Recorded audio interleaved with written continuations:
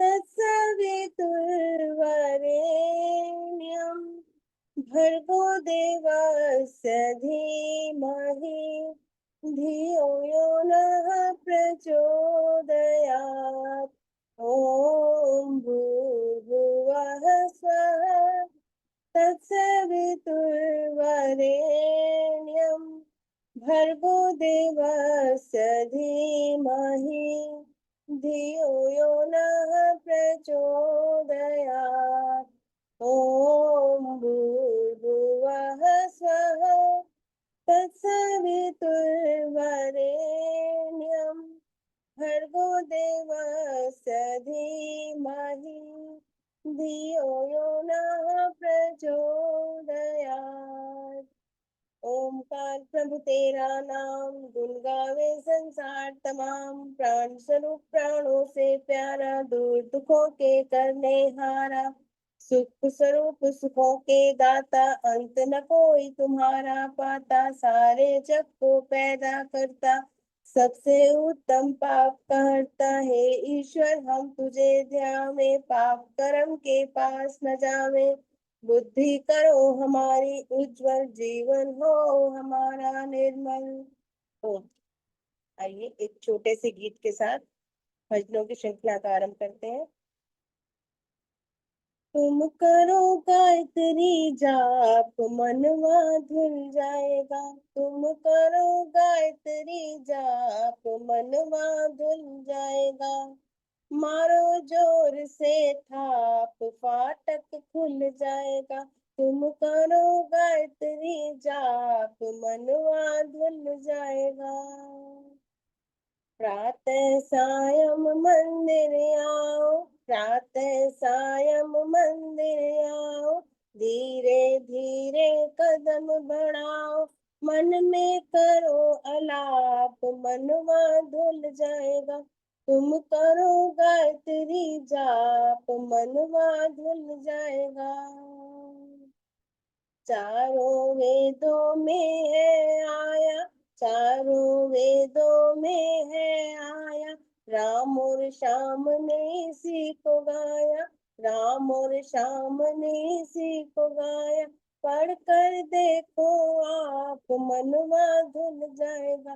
तुम करो गायत्री जाप, मनवा धुल जाएगा। आनंद स्वामी को आनंद आया, आनंद स्वामी को आनंद आया।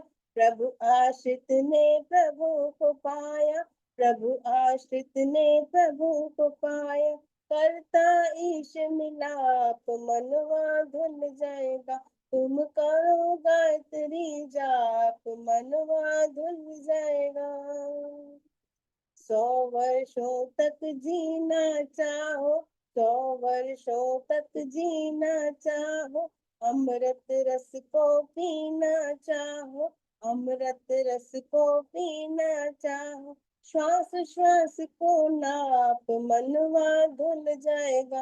तुम करो गायत्री जाप, मनवा धुल जाएगा। आशानंद को दुख जब आए, आशानंद को दुख जब आए। गायत्री मंत्र की गोदी जाए, गायत्री मंत्र की गोदी जाए।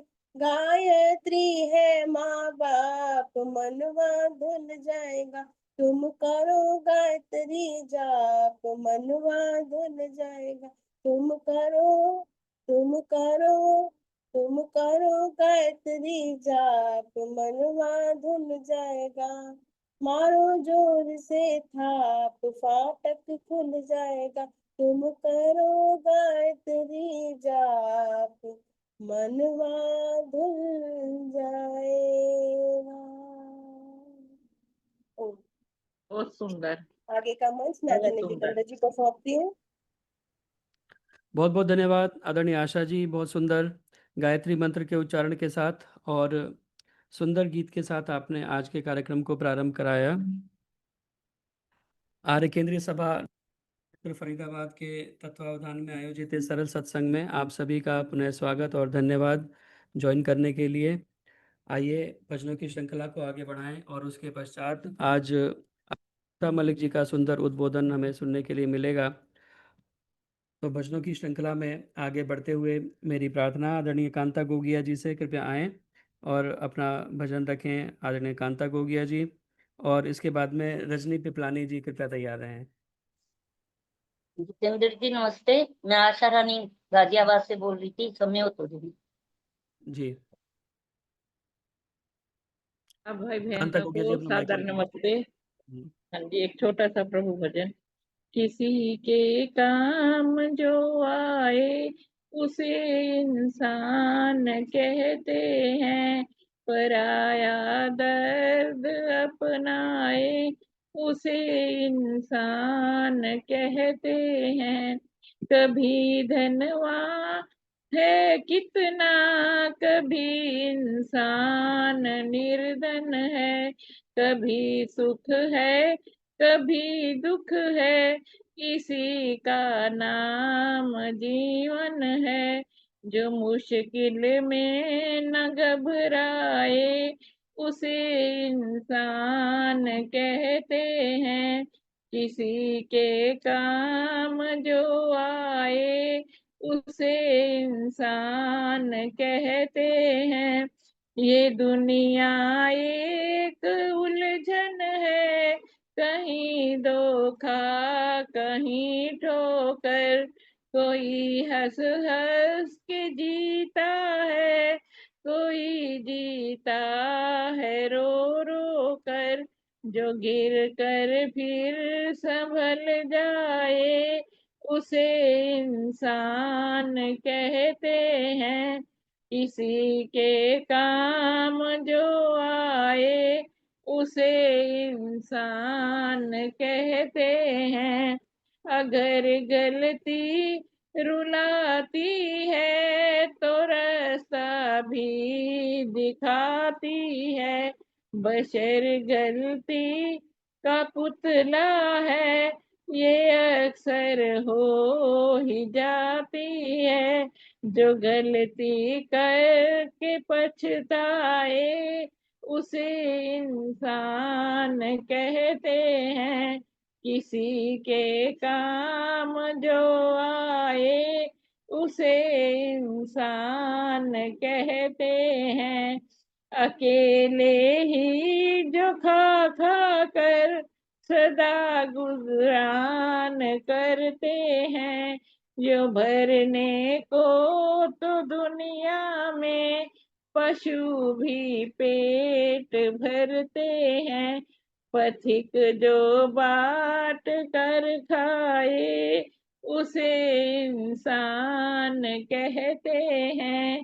किसी के काम जो आए उसे इंसान कहते हैं, पराया दर्द अपनाए उसे इंसान कहते हैं।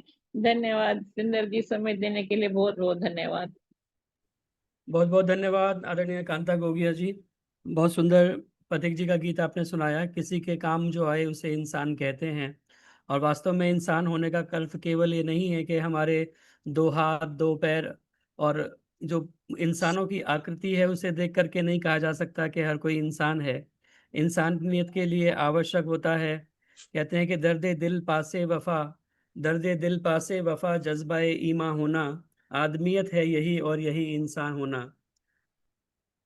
इंसानियत के लिए इंसानियत के गुण होने बहुत आवश्यक हैं। दिल में उल्फत नहीं तो कुछ भी नहीं, गुल में नकहत नहीं तो कुछ भी नहीं, आदमी में हजार जौहर हों अगर आदमियत नहीं तो कुछ भी नहीं।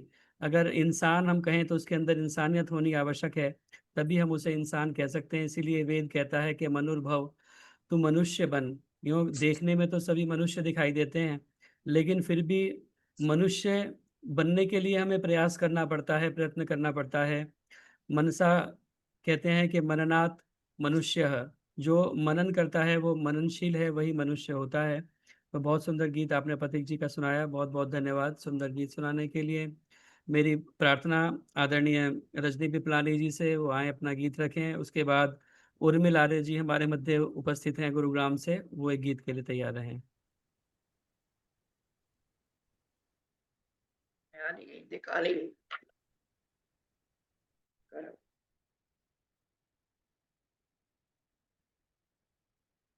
सभी को सादर नमस्ते। हमको रास्ता दिखा दो प्यारे प्रभु, सबकी बिगड़ी बना दो प्यारे प्रभु। हमको रास्ता दिखा दो प्यारे प्रभु, तेरी दुनिया में जाए तो जाए कहाँ, अपने गम की कहानी सुनाए कहाँ। मन की उलझन मिटा दो, मन की उलझन मिटा दो प्यारे प्रभु, हमको रास्ता दिखा दो प्यारे प्रभु। हर तरफ बेबसी का अंधेरा हुआ, कौन जाने कहाँ कब सवेरा हुआ। ज्ञान दीपक जला दो, ज्ञान दीपक जला दो प्यारे प्रभु, हमको रास्ता दिखा दो प्यारे प्रभु। आगे पीछे कहीं कुछ दिखाई न दे, हौसला भी कहीं से सुनाई न दे। गम के बादल उड़ा दो प्यारे प्रभु, गम के बादल उड़ा दो प्यारे प्रभु, हमको रास्ता दिखा दो प्यारे प्रभु। एक तेरा ही अब तो सहारा हमें, नजर आता ना कोई किनारा हमें। पार नैया लगा दो, पार नैया लगा दो प्यारे प्रभु, हमको रास्ता दिखा दो प्यारे प्रभु। एक तेरा ही अब तो सहारा हमें, नजर आता न कोई किनारा हमें।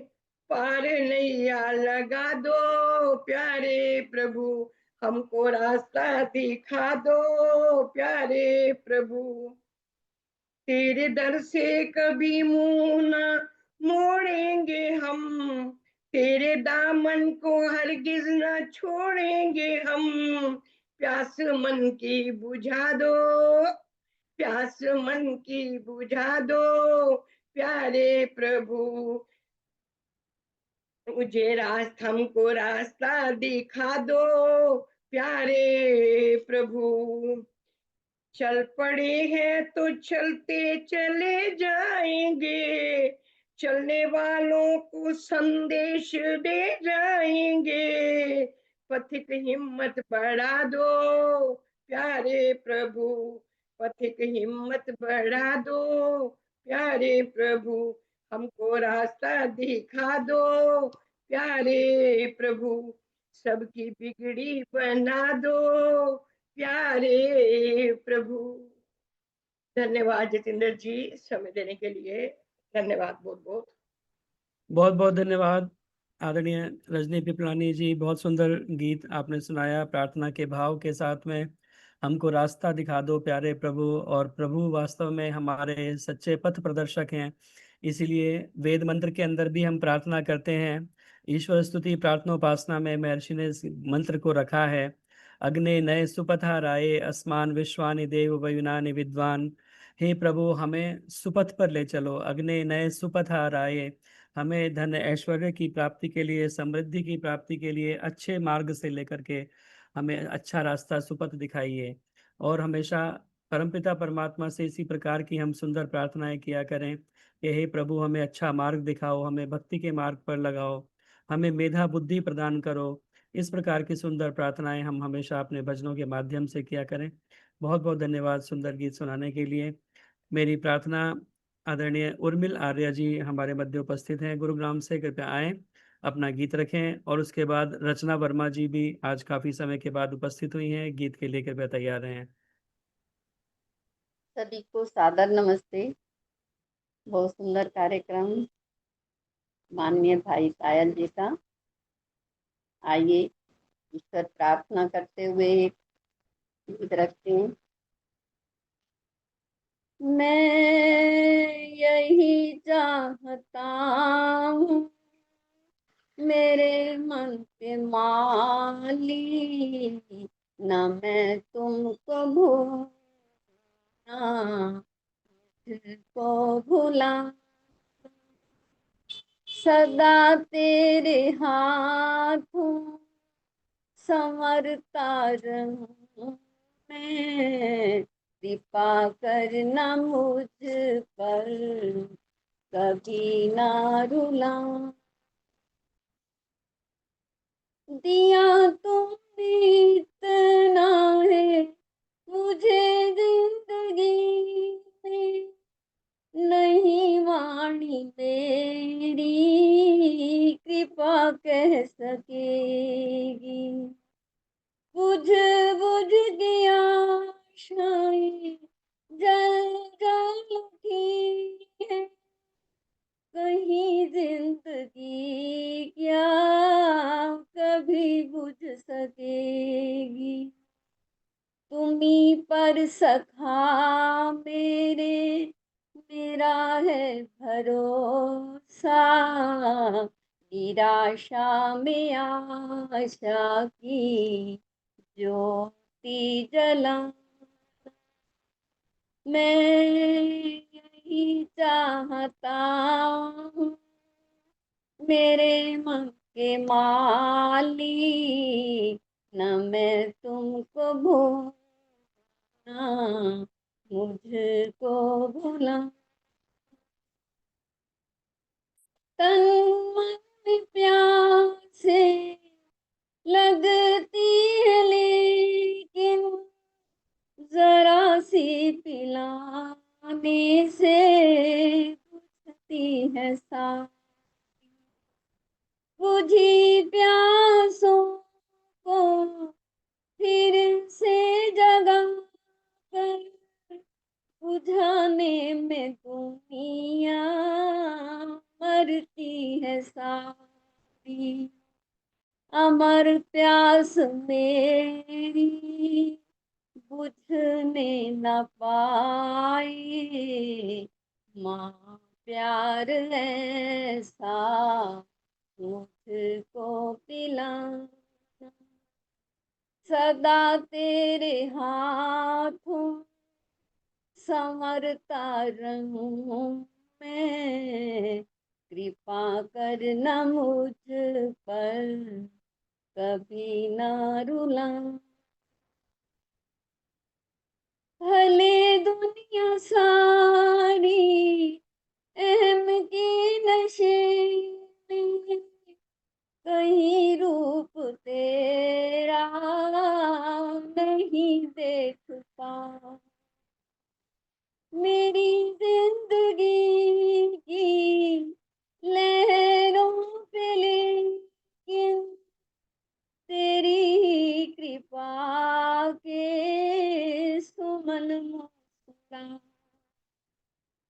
रहूं देखता यूं ही तुझे सत्य सुंदर, मेरे मन से अपने को कभी ना हटाना, मैं यही चाहता हूँ मेरे मन के मालिक, न मैं तुमको भूलना मुझको भुलाना, सदा तेरे हाथों संवरता रहूं मैं, कृपा करना मुझ पर कभी ना रुला,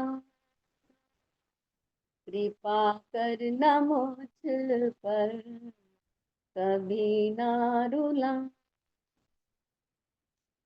धन्यवाद जी, आपने मुझे समय दिया। धन्यवाद।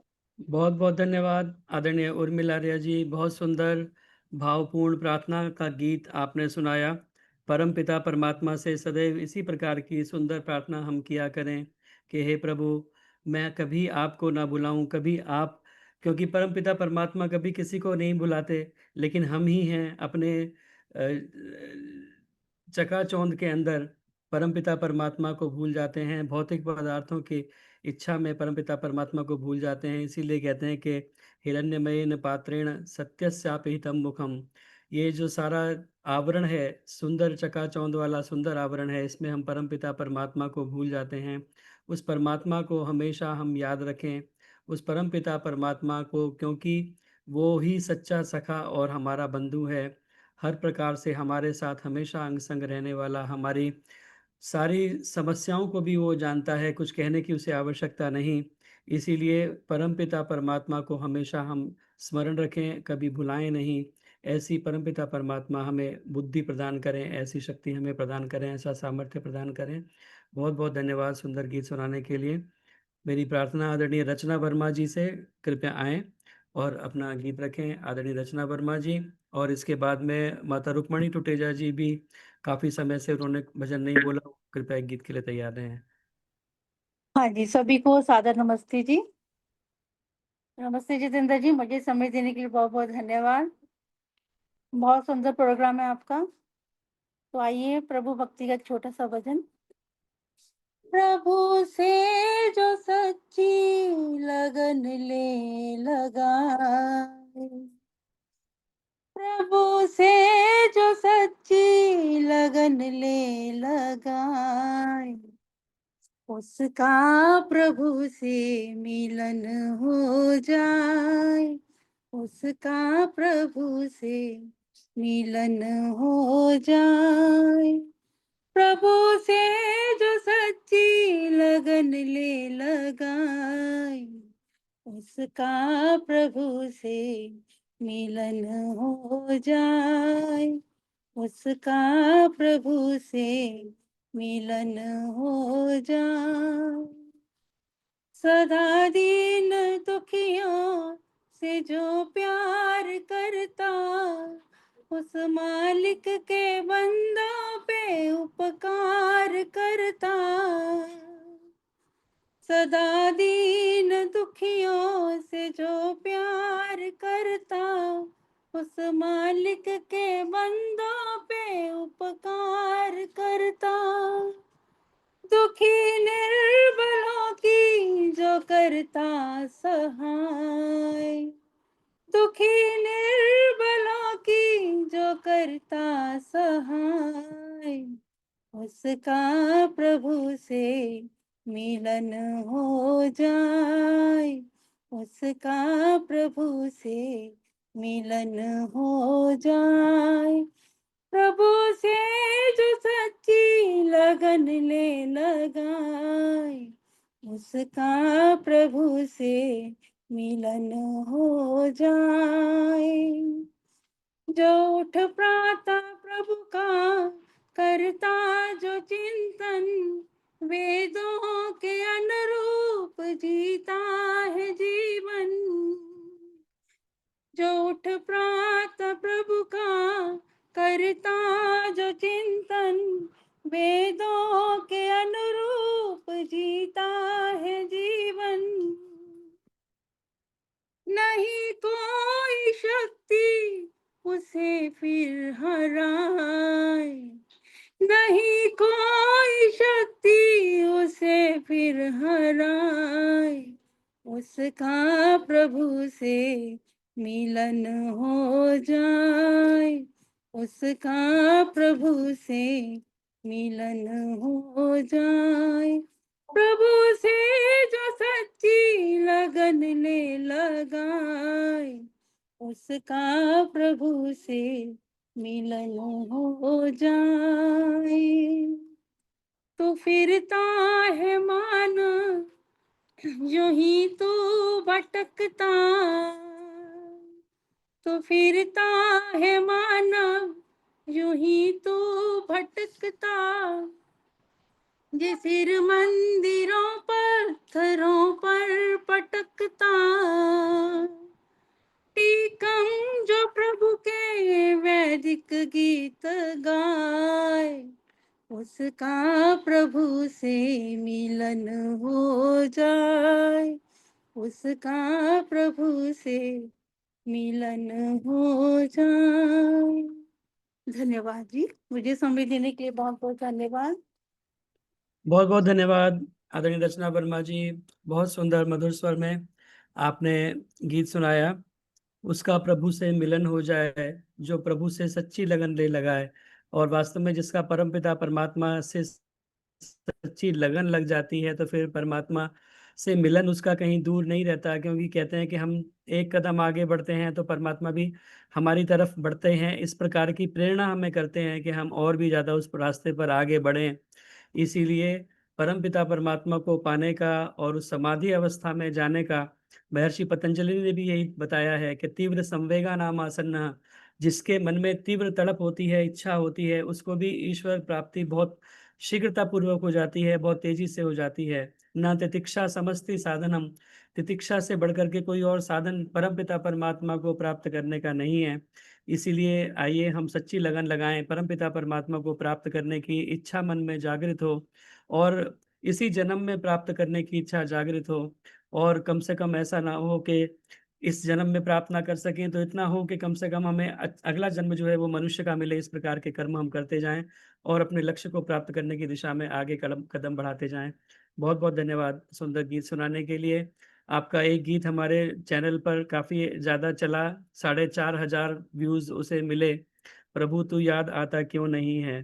तो वो गीत इतना लोगों ने पसंद किया, 4,500 लोग उसे अभी तक देख चुके हैं। तो बहुत बहुत धन्यवाद सुंदर गीत सुनाने के लिए। मेरी प्रार्थना आदरणीय माता रुक्मणी टुटेजा जी से, कृपया आएं और अपना गीत रखें आदरणीय रुक्मणी टुटेजा माता जी। और इसके बाद में ललिता तनेजा जी कृपया तैयार हैं।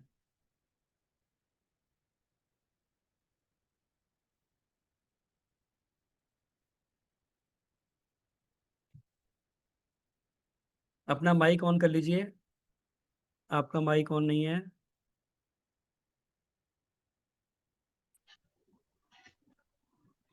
हाँ आप ठीक है। ठीक है।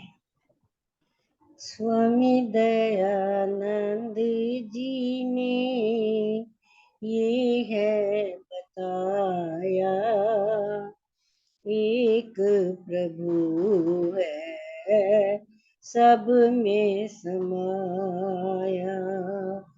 स्वामी दयानंद जी ने ये है बताया, एक प्रभु है सब में समाया। ना कोई ऊंचा जग में, ना कोई नीचा, एक प्रभु है, एक परमात्मा ने प्यार से है सींचा। आत्मा का रूप सब है, आत्मा का रूप सब है, कोई नहीं पराया, यही समझाया। स्वामी दयानंद जी ने ये है बताया, एक प्रभु है सब में समाया। जैसे कि कुम्हार गढ़े माटी के खिलौने, रंग डाले लाल पीले, ओ रंग डाले लाल पीले सांवले सलोने। माटी से माटी भरी तेरी मेरी काया, यही समझाया। स्वामी दयानंद जी ने ये है बताया, एक प्रभु है सब में समाया। घट घट वासी होके वसे तन मन में, वही ब्राह्मण में है, वही हरिजन में। भेद भाव आदमी का, भेद भाव आदमी का ऋषि ने मिटाया, यही समझाया। स्वामी दयानंद जी ने ये है बताया, एक प्रभु है सब में समाया। आदमी को आदमी देखे एक नजर से, नफरत रहे ना कोई, प्यारे चारों ओर से। एक बाप के बेटे हैं हम, एक बाप के बेटे हैं हम, माया ने बुलाया, यही समझाया। स्वामी दयानंद जी ने ये है बताया, एक प्रभु है सब में समाया, एक प्रभु है सब में समाया, एक प्रभु है सब में समाया। ओम। बहुत बहुत धन्यवाद माता रुक्मणी टुटेजा जी, बहुत सुंदर गीत आपने बताया, सुनाया। महर्षि स्वामी दयानंद सरस्वती ने यही बताया कि एक ही प्रभु जो है वो सब में समाया हुआ है, क्योंकि ईश्वर तो एक ही है, कोई दूसरा ईश्वर है नहीं जो दूसरा कहीं जाकर के समा जाता। परमपिता परमात्मा ईश्वर एक है। एको सद विप्रा बहुधा वदंती। एक ही परमात्मा को विभिन्न नामों से, गुण कर्म स्वभाव के अनुसार लोग अलग अलग नामों से पुकारा करते हैं। और वो परमपिता परमात्मा ईशावास्यम इदम सर्वम यत्किंच जगत्याम जगत, सृष्टि के प्रत्येक कण कण में विद्यमान है। संसार के अंदर जितना भी जड़ चेतन है, सबके अंदर परमपिता परमात्मा सृष्टि के कण कण में व्यापक है। विवेष्टि व्यापनोति चराचरम जगत स विष्णु, क्योंकि उसका नाम एक विष्णु भी है, क्योंकि वो व्यापक है, संसार के कण कण में वह व्याप्त है। इसीलिए वह परमपिता परमात्मा सबके अंदर समाया हुआ है। इसीलिए हम पुराना गीत गाते हैं, मुझ में ओम, तुझ में ओम, सब में ओम समाया है, सबसे कर लो प्रेम, जगत में कोई नहीं पराया है। बहुत सुंदर गीत आपने सुनाया, बहुत बहुत धन्यवाद सुंदर गीत सुनाने के लिए। मैं बोलूं? जी मैं बोलूं? हाँ जी, अभी मैंने ललिता तनेजा जी को बोला हुआ है, उसके बाद में आप बोलिएगा फिर। जी, ललिता तनेजा जी फिर पे आ जाएं, अपना गीत रखें, और उसके बाद में संतोष जसूजा जी और राज अरोड़ा जी उसके बाद तैयार। बहुत साधन का बात। आइए एक गजल रूप में भजन रख रही हूँ। मोती खुशियों के तुम लुटाते रहो, मोती खुशियों के तुम लुटाते रहो, प्रेम की गंगा में नहाते रहो, मोती खुशियों के तुम लौटाते रहो, सब प्रीतम से लो लगाते रहो, योग साधन में मन लगाते रहो, मोती खुशियों के तुम लौटाते रहो।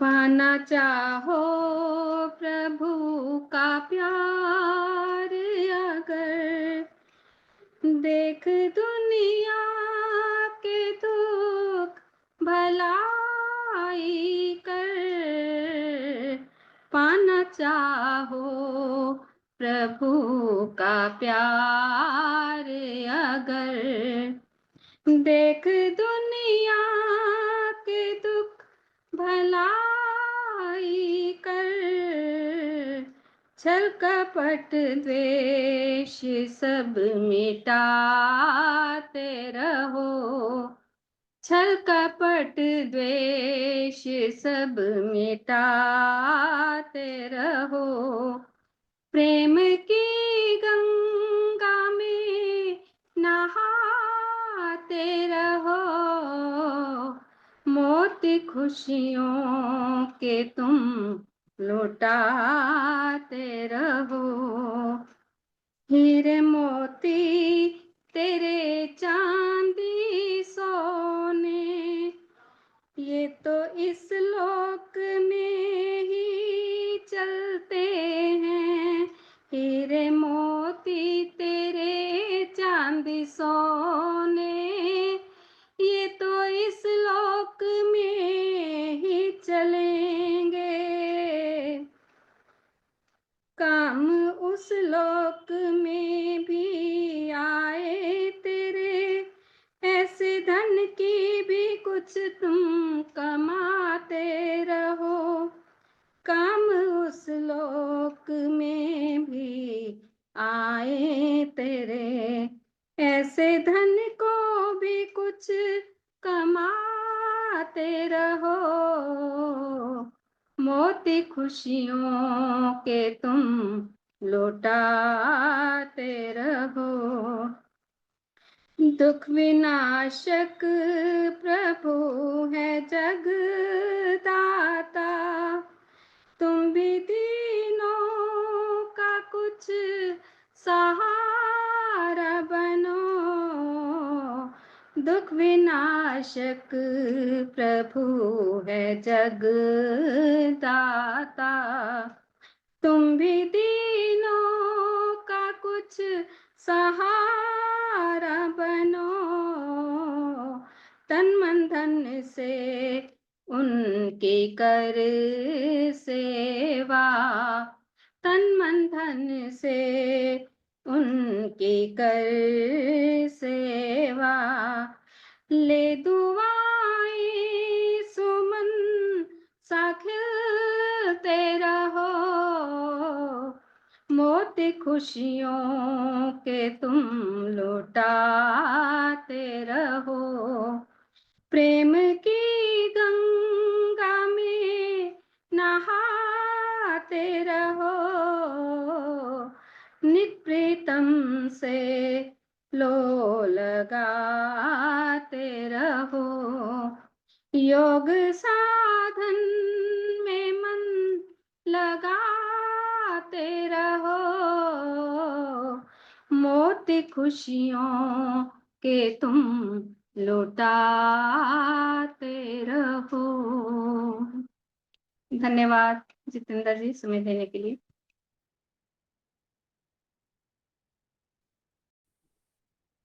बहुत बहुत धन्यवाद आदरणीय ललिता तनेजा जी, सुंदर गीत आपने सुनाया, मोती खुशियों के तुम लुटाते रहो। और बहुत सारी बातें गीत के माध्यम से कही गई, योग साधन में मन लगाते रहो और दूसरों को हमेशा अच्छे कर्म करते रहें, दूसरों को परोपकार की भावना के साथ में दूसरों का भला करते रहें, यही जिंदगी वास्तव में सही अच्छी जिंदगी है। परमपिता परमात्मा हमें ऐसी सामर्थ्य दे। बिंदास मुस्कुराओ क्या गम है, बिंदास मुस्कुराओ क्या गम है, जिंदगी में टेंशन किसको कम है, अच्छा या बुरा तो केवल भ्रम है, जिंदगी का नाम कभी खुशी कभी गम है। ये गम और खुशी जिंदगी में आते रहते हैं, लेकिन हमेशा हमें अपने चेहरे पर एक मुस्कुराहट बनाकर रखनी चाहिए, दूसरों को हमेशा हमें खुशी बांटते रहना चाहिए। ये खुशियों के मोती हमेशा इसी प्रकार हम लुटाते रहें। बहुत बहुत धन्यवाद सुंदर गीत सुनाने के लिए। मेरी प्रार्थना आदरणीय संतोष जसूजा जी कृपया आएं और अपना गीत रखें। इसके बाद में राज अरोड़ा जी कृपया तैयार रहें। सबको नमस्ते। भजले हरि को एक दिन तो है जाना, भजले हरि को एक दिन तो है जाना। जीवन को यदि सफल बनाना, भज ले हरि को एक दिन तो है जाना। हो किसका गुमान करे कुछ भी न तेरा, किसका गुमान करे कुछ भी न तेरा। 2 दिन का है ये रैन बसेरा। खाली हाथ आया है और खाली हाथ जाना, भज ले हरि को एक दिन तो है जाना। हो 5 तत्व की बनी तेरी काया, 5 तत्व की बनी तेरी काया। काया में तेरे हरि है समाया, उसे ढूंढने कहीं और न जाना। भज ले हरि को एक दिन तो है जाना। हो ये धन दौलत माल खजाना, जिस पे हुआ है तू इतना दीवाना। आज है तेरा कल किसी और का ठिकाना, भज ले हरि को एक दिन तो है जाना। हो हरि नाम की एक ज्योति जगा ले, हरि नाम की एक ज्योत जगा ले। जो कुछ किया है उसे तू भुला दे। दास कहे अगर मुक्ति को पाना, भज ले हरि को एक दिन तो है जाना। भज ले हरि को एक दिन तो है जाना। बहुत बहुत धन्यवाद। बहुत बहुत धन्यवाद आदरणीय संतोष जसूजा जी। बहुत सुंदर गीत आपने सुनाया। भजले हरि को एक दिन तुझको जाना, और संसार से सभी को जाना है, इसीलिए कुछ ऐसे कर्म करते हुए जाएं कि हमें अगर इस जन्म में मुक्ति नहीं मिल पाती तो कम से कम ऐसा हो कि अगला जन्म हमें मनुष्य का मिले, फिर से कुछ अच्छे कर्म और आगे कर पाएं और इस यात्रा को आगे बढ़ा पाएं। क्योंकि केवल यही एक जन्म है जो कि भोग योनि होने के साथ साथ कर्म योनि भी है, जिसमें हम अपने कर्मों को भी कर सकते हैं, अच्छे कर्मों को करके। एक रोज सबको जाना ही है निश्चित रूप से, क्योंकि जो आया है उसका जाना निश्चित है। मृत्यु रीशे द्विपदाम, मृत्यु रीशे चतुष्पदाम। यह जितने भी दो पाए चौपाए, जितने भी जलचर नभचर गगनचर हैं, सबको एक ना एक दिन मृत्यु का ग्रास बनना है। इसीलिए आइए यह भावना अपने मन में लेकर के आए कि एक दिन हमें मरना अवश्य है, और उसकी तैयारी पहले से लेकिन हम करके रखें। परमपिता परमात्मा को स्मरण करें, अच्छे कर्म करें, ताकि हमें अगला जन्म अच्छा मिल सके, हमारा यह लोक और परलोक दोनों सुधर सकें। बहुत बहुत धन्यवाद सुंदर गीत सुनाने के लिए। मेरी प्रार्थना आदरणीय राज अरोड़ा जी से, कृपया आए अपना गीत रखें। और इसके बाद में बिंदु मदान जी तो चली गई लगती हैं अभी।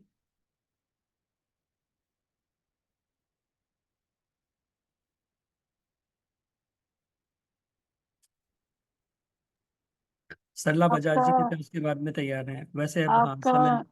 आपका आश्रम शुरू कब हो रहा है बनना? जी अब बस उसके नक्शे और उस पे काम चल रहा है। बरसात के बाद में वो बनना शुरू हो जाएगा। ठीक।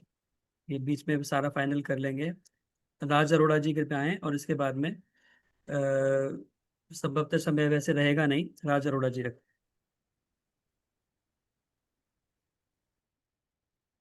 नमस्ते जितेंद्र जी। जी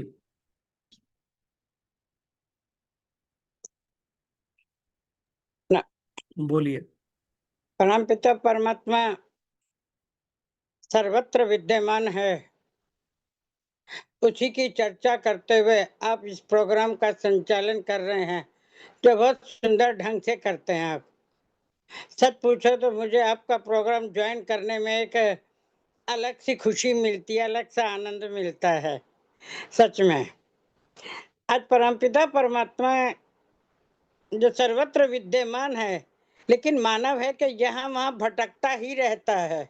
उसे लगता है कि परमात्मा को पाने के लिए इधर भी जाओ उधर भी जाओ, कहीं तो मिलेगा, लेकिन जर्रे जर्रे में विद्यमान परमात्मा जिसको हम ढूंढने यहाँ वहाँ जाते हैं, जब हम उसको यहाँ नहीं पा पा रहे, उससे नहीं जान पा रहे, तो वो बाहर कहाँ मिलेगा हमें। उस पर एक बहुत सुंदर कवि ने कविता लिखी है। हर दिल में प्रभु बसा हुआ है, हर दिल में प्रभु बसा हुआ है, जो यहाँ नहीं तो कहीं नहीं। ना भटक तलाश में तू यहाँ वहाँ, ना भटक तलाश में तू यहाँ वहाँ, जो यहाँ नहीं तो कहीं नहीं। हर रंग में उसका रंग है, हर रंग में उसका रंग है, हर जहाँ पे उसका रूप है। हर रंग में उसका रंग है, हर जहाँ पे उसका रूप है, हर वक्त हर जगह प्रभु संग है, हर वक्त हर जगह प्रभु संग है, जो यहाँ नहीं तो कहीं नहीं, जो यहाँ नहीं तो कहीं नहीं। हर एक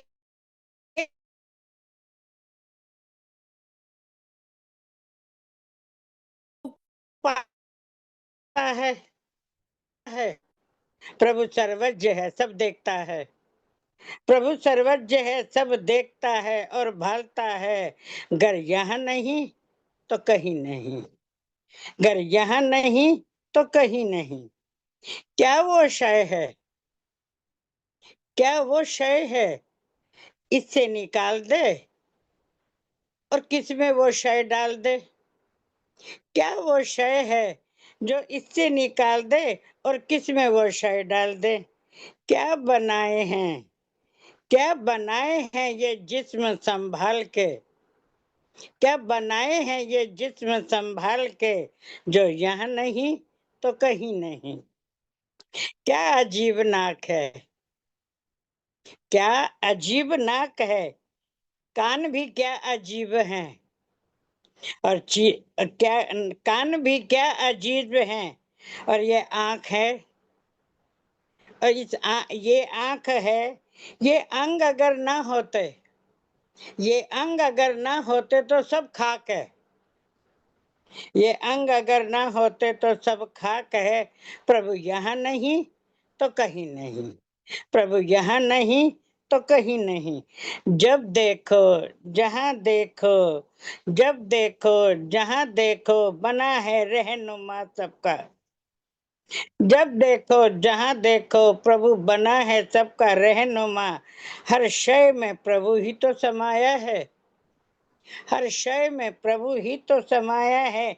महापुरुषों का भी यही कथन है, महापुरुषों का भी यही कथन है कि जो यहाँ नहीं तो कहीं नहीं, जो यहाँ नहीं तो कहीं नहीं। प्रभु गरीब की आह में है, प्रभु गरीब की आह में है, और जवानी की चाह में है।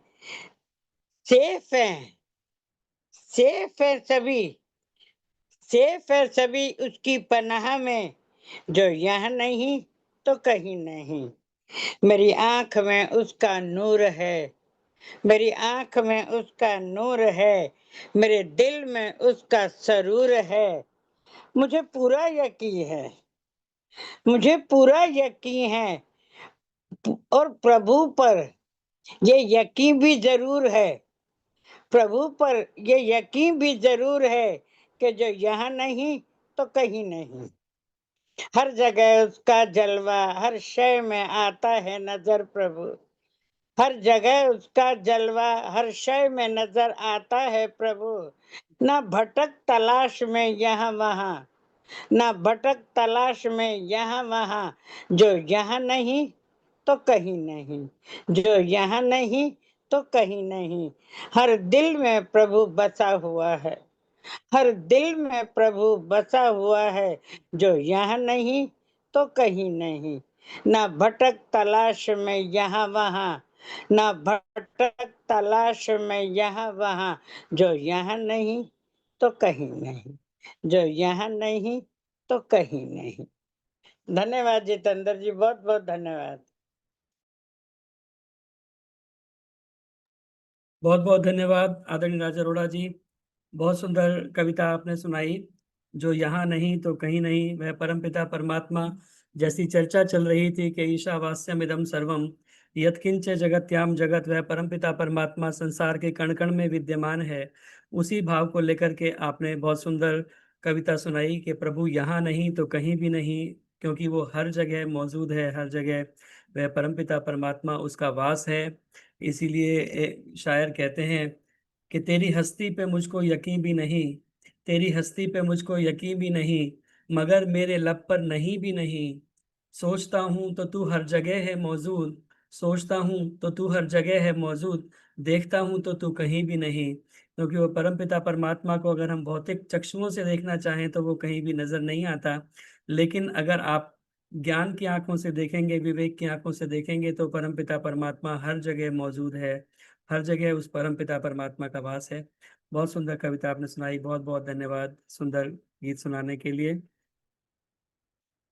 आइए, अब भजनों का समय समाप्त हो चुका है और भजनों की श्रृंखला को यहीं पर हमें विराम देना होगा।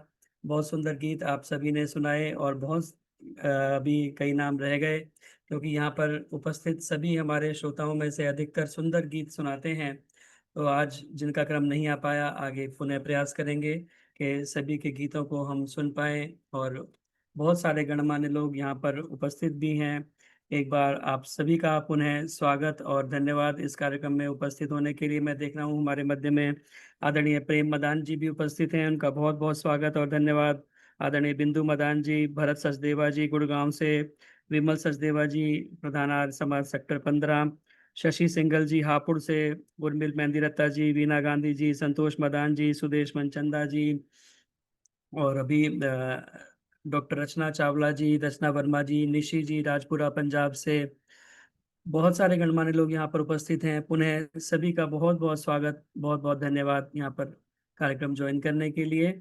सामान्य निर्देश आप सभी को विदित हैं। यह कार्यक्रम फेसबुक पर भी लाइव चलता है, अभी भी फेसबुक के ऊपर लाइव है। आप बाद में जाकर भी वहाँ पर इस कार्यक्रम को देख सकते हैं। आर्य केंद्रीय सभा के फेसबुक पेज पर लाइक करें, कमेंट करें, शेयर करें, ताकि अधिक से अधिक लोगों तक यह कार्यक्रम पहुँच सके। स्वेच्छानुसार दान देने के लिए मेरा मोबाइल नंबर है, इस पर फोन पे, पेटीएम, यूपीआई इत्यादि के माध्यम से आप अपना सात्विक दान भेज सकते हैं। और आशा आर्या जी ने 1100 रुपये की राशि भेजी, उनका भी बहुत बहुत धन्यवाद। एक सूचना मैंने आपको पिछली बार भी दी थी, 7 जुलाई अर्थात सोमवार को मंत्रोदय कार्यक्रम, जो आप सभी का फेवरेट कार्यक्रम है, उसका 5म स्थापना दिवस है।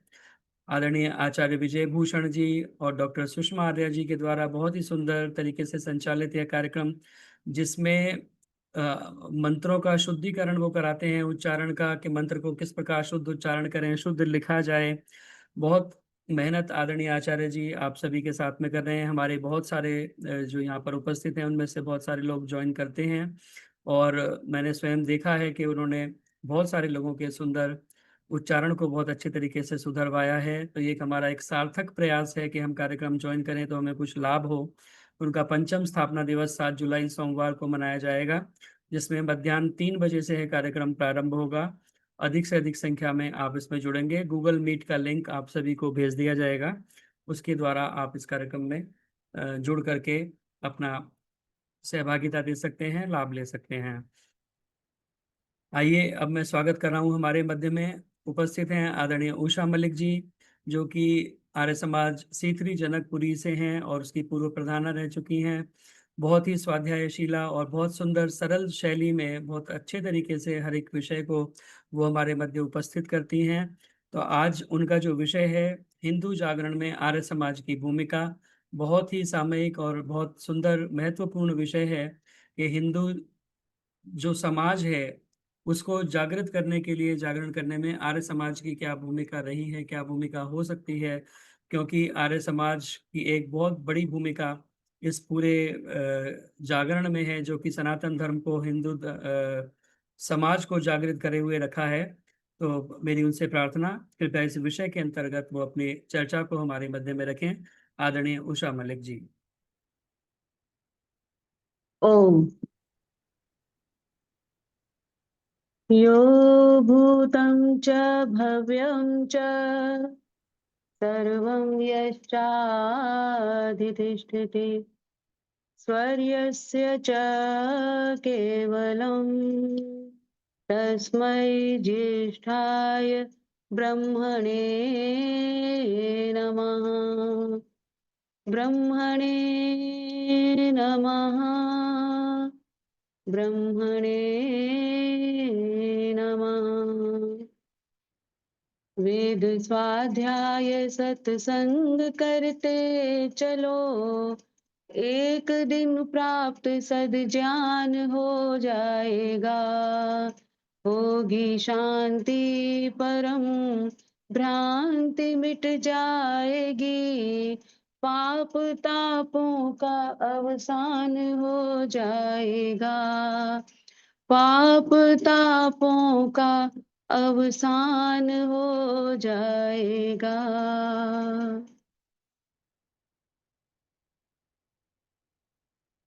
इस मंच के बहुत ही सुंदर विद्वान कुशल संचालक आदरणीय जितेंद्र सरल जी,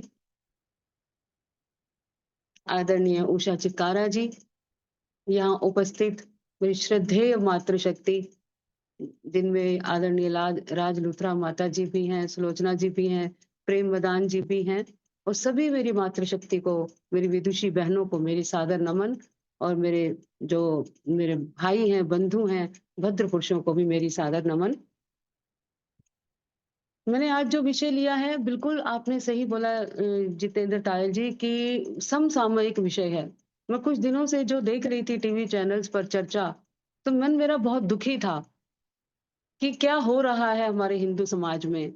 तो बस वही दिमाग में चल रहा था, और जब आपका फोन कल आया तो मुझे लगा कि मैं इसी पर ही थोड़ी सी चर्चा करूं। मैं, यद्यपि बिल्कुल सही आपने कहा कि आर्य समाज ही हिंदू समाज को जागृत करता रहा है। आज जो आर्य जाति है, हमारी जो हिंदू जाति है, आज अगर थोड़ा सा उठ के खड़ी हुई है तो आर्य समाज के कारण ही है। क्योंकि कहा भी गया है कि जब हिंदू समाज अगर बैठ गया, आर्य समाज अगर बैठ गया तो हिंदू समाज भी बैठ जाएगा, और अगर आर्य समाज दौड़ा तो हिंदू जाति भी दौड़ेगी, तो उसका भी विकास होना ही होना है। तो ऐसा क्या है आर्य समाज में, कि ऐसी क्या शक्ति है आर्य समाज में कि वो हिंदू के जागरण में वो इतना समर्थ है कि और कोई नहीं कर पाता। बात सिर्फ इतनी है कि एक विचार जब हम किसी के अंदर डाल देते हैं, एक विचार की जब क्रांति आ जाती है किसी के अंदर, तो उसका आमूल चूल परिवर्तन हो जाता है उसका। एक छोटा सा उदाहरण देख लीजिए। जैसे कि हम उसकी बात करते हैं, पूना में जो शिरडी का मंदिर है, देखा जाए तो उसकी वास्तविकता कौन सामने लेके आया था, कि वो कौन थे, क्या था। उसकी जो वास्तविकता जब सामने आई तो ये शंकराचार्य भी सामने आए। तो इतिहास को खंगालने का काम, अपने गौरवशाली अपनी जो इतिहास है उसको सामने लेके आना, राम और कृष्ण के गौरवशाली इतिहास को सामने लेके आना, कि हमारे राम और कृष्ण देखो ऐसे नहीं थे जैसे आप कर रहे हो। तो ये सब जो जागरण है वो आर्य समाज ही कर रहा है, और जो हमारा सनातन जो वर्ग है उसको जागृत करने में लगा हुआ है। और पहले तो बहुत ही तेजी से काम हो रहा था, महर्षि दयानंद अकेले, उनके साथ मेला चल पड़ता था, बहुत तीव्र गति से हो रहा था। आज किन्हीं कारणों से यद्यपि काम जो है वो क्षीण है, लेकिन अभी भी उम्मीद आर्य समाज से ही है। आर्य समाज ही जो है वो, एक कहते हैं ना कि एक जलता हुआ दीपक ही सबको जो रोशनी दे सकता है। रोशनी, जो जलता हुआ दीपक है, बुझा हुआ दीपक क्या किसी को रोशनी देगा। तो आर्य समाज एक ऐसा जलता हुआ दीपक है जो कि सबको रोशनी दे सकता है। एक जलता हुआ दीपक ही सबको जो है वो जला सकता है। तो इसलिए ये बहुत आवश्यक है कि हिंदू के जागरण में, आज जो हम कह रहे हैं हिंदू जागरण हो, हिंदू जागरण हो, उसमें आर्य समाज की भूमिका सदा रही है और रहेगी।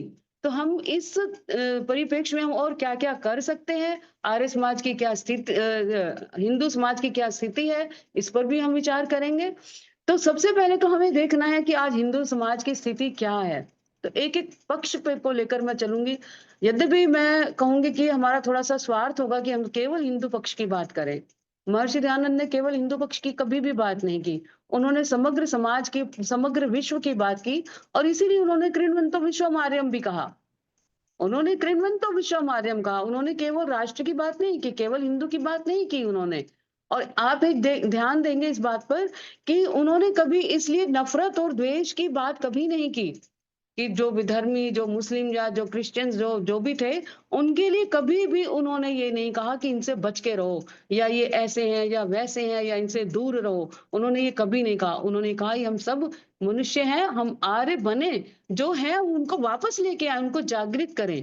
महर्षि दयानंद का एकमात्र उद्देश्य था कि सबको प्रेम से जागृत करें और पूरे विश्व में जो है वो श्रेष्ठता लेकर आए, इस पूरे विश्व को आर्य बनाए।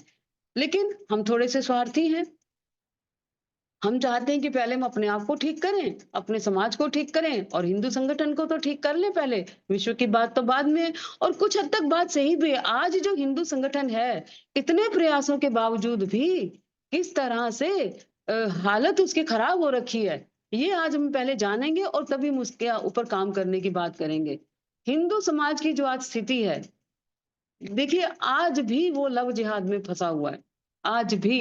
अभी मैंने कल ही एक वो पढ़ा था, व्हाट्सएप मैसेज में भी आया था, एक न्यूज का वो कटिंग थी उसमें, कि शायद मध्य प्रदेश में था, इंदौर में, कहाँ था, हो सकता है मैं गलत भी हूँ, मुझे याद नहीं आ रहा, कि वहां पर एक इवेंट मैनेजमेंट कंपनी की लड़की, उसके संपर्क में 40 हिंदू लड़कियां थी एट प्रेजेंट। अब आज की स्थिति में, पहले पता नहीं कितनों का क्या क्या उसने करा दिया होगा, लेकिन आज जो वर्तमान में 40 लड़कियां उसके संपर्क में थी, और वो किसी ना किसी तरह से, चाहे प्यार से ब्रेन वॉश करके, फिर कभी जबरदस्ती करके, या धमका के, या ब्लैकमेल करके, उनसे वो कन्वर्जन, और फिर अपने अपने जो टारगेट है, अपने जो मकसद है, अपने जो गलत उनके मकसद हैं, उनको वो अचीव करने का प्रयास करते हैं।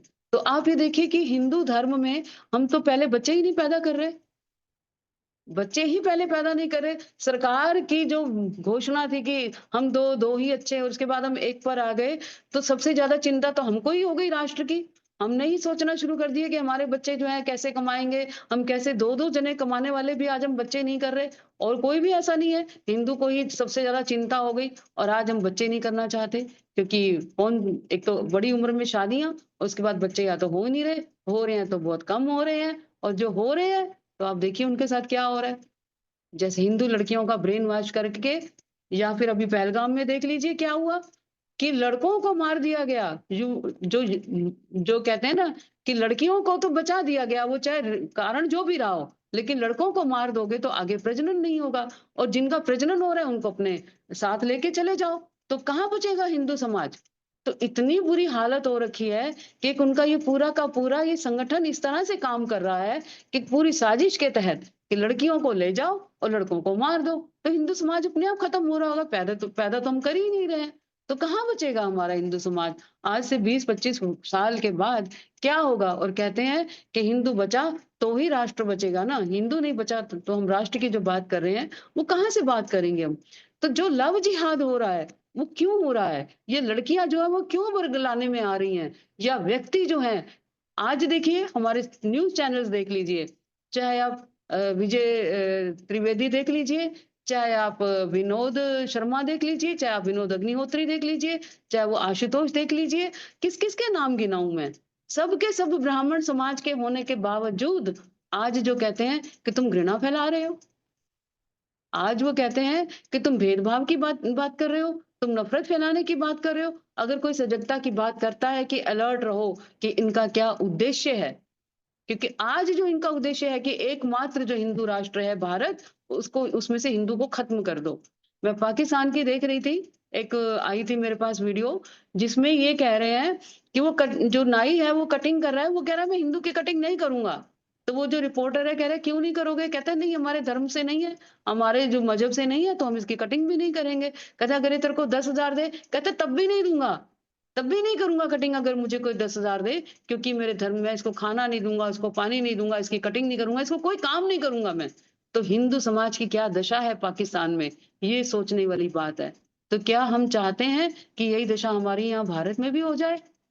क्योंकि हम हर क्षेत्र में इस तरह से हो रहे हैं कि आंख बंद करके, जैसे कबूतर आंख बंद करके बैठ जाता है कि बिल्ली कुछ नहीं करेगी।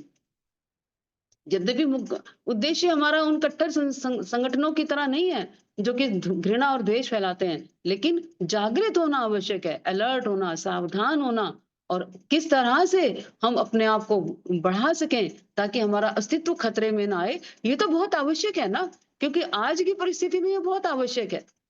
और जो मैंने अभी विषय उठाया कि आज हम सबसे अधिक उदारवादी हैं, हिंदू सबसे अधिक उदारवादी है। क्यों ये समस्या है? क्योंकि हम जो है बहु अवतारवाद की बात मानते हैं। भगवान जो है हमारे कई हैं, तो ठीक है एक शिरडी भी आ जाए तो कोई बात नहीं। और हम कहते हैं कि सभी धर्म एक समान। हमें कोई फर्क नहीं पड़ता कि कोई हिंदू है या कोई सिख है या कोई मुस्लिम है या कोई क्रिश्चियन है, वो कहते हैं सभी धर्म समान। हमारे को घुट्टी ऐसी पिला दी गई कि सभी धर्म एक समान। पहली बात तो हम यही नहीं समझ पा रहे उदारवाद के चक्कर में कि धर्म अलग है, मजहब अलग है और रिलीजन अलग है। वो मुसलमान कभी नहीं कहते हैं सभी धर्म एक समान है, वो धर्म की बात ही नहीं करते, वो मजहब की बात करते हैं। क्रिश्चियन रिलीजन की बात करते हैं। और एक हम ही हिंदुओं को पड़ी हुई है कि हम सबको लपेट के कह देते हैं सभी धर्म एक समान, हम अपने धर्म को ही छोटा कर देते हैं। जो सनातन संस्कृति हमारी प्राचीन काल से चली आ रही है, हम उसको इनके साथ मिला देते हैं। हम इतने उदारवादी हो गए, हमें कोई फर्क ही नहीं पड़ता है। हम कह देते हैं सभी एक धर्म समान, हमें ये ही नहीं पता कि धर्म क्या है, मजहब क्या है और रिलीजन क्या है। हम कुछ देखना ही नहीं चाहते। हम उदारवादी, ऐसे हम सहिष्णु, नहीं तो हम क्या कह देंगे, अभी रचना जी कह रही हैं टॉलरेंट, हम सहिष्णुता की बात करते हैं, नहीं तो क्या कहेंगे ये तो क्या है सिक्युलर, ये तो सिक्युलर है तो बहुत अच्छा है। और हिंदू की कोई बात करे तो क्या है, सिक्युलर नहीं है जी, वो तो है ना, वो तो कम्युनल हो गया। तो ये बात घुट्टी हमको पिला दी गई है। इस चीज से इस चीज से कौन निकालेगा? इस चीज से आर्य समाज निकालेगा कि देखो हमारा जो गौरवशाली सनातन धर्म है, और वो काम कर भी रहा है, ऐसी बात नहीं है काम नहीं कर रहा।